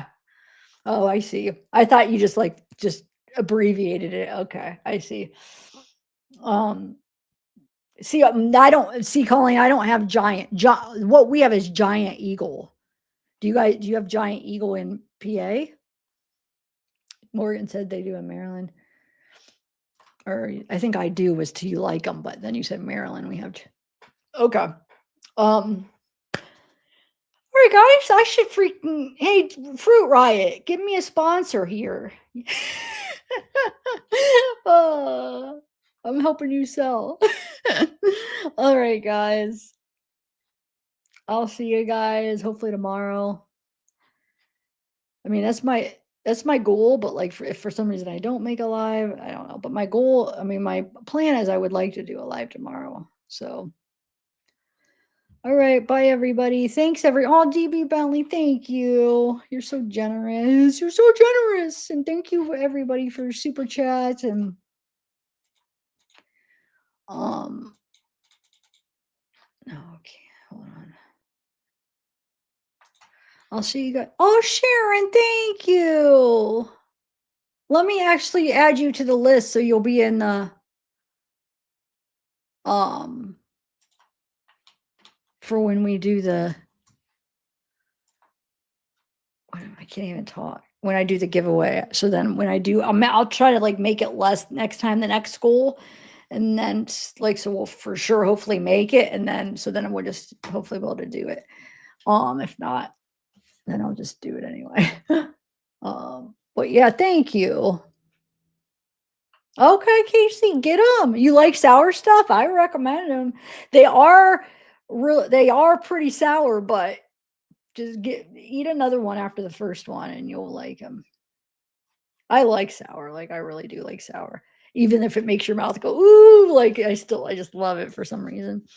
And it just has, they say like it's something, you see the direction or the ingredients, it says it's like, they just have a little squirt of lemon juice or whatever they do to those. It tastes like candy to me, like a sour candy. All right, guys, have a good one. Let me know if anybody gets them tomorrow. Let me know how you like them if you get them before tomorrow's live. All right, bye, everybody.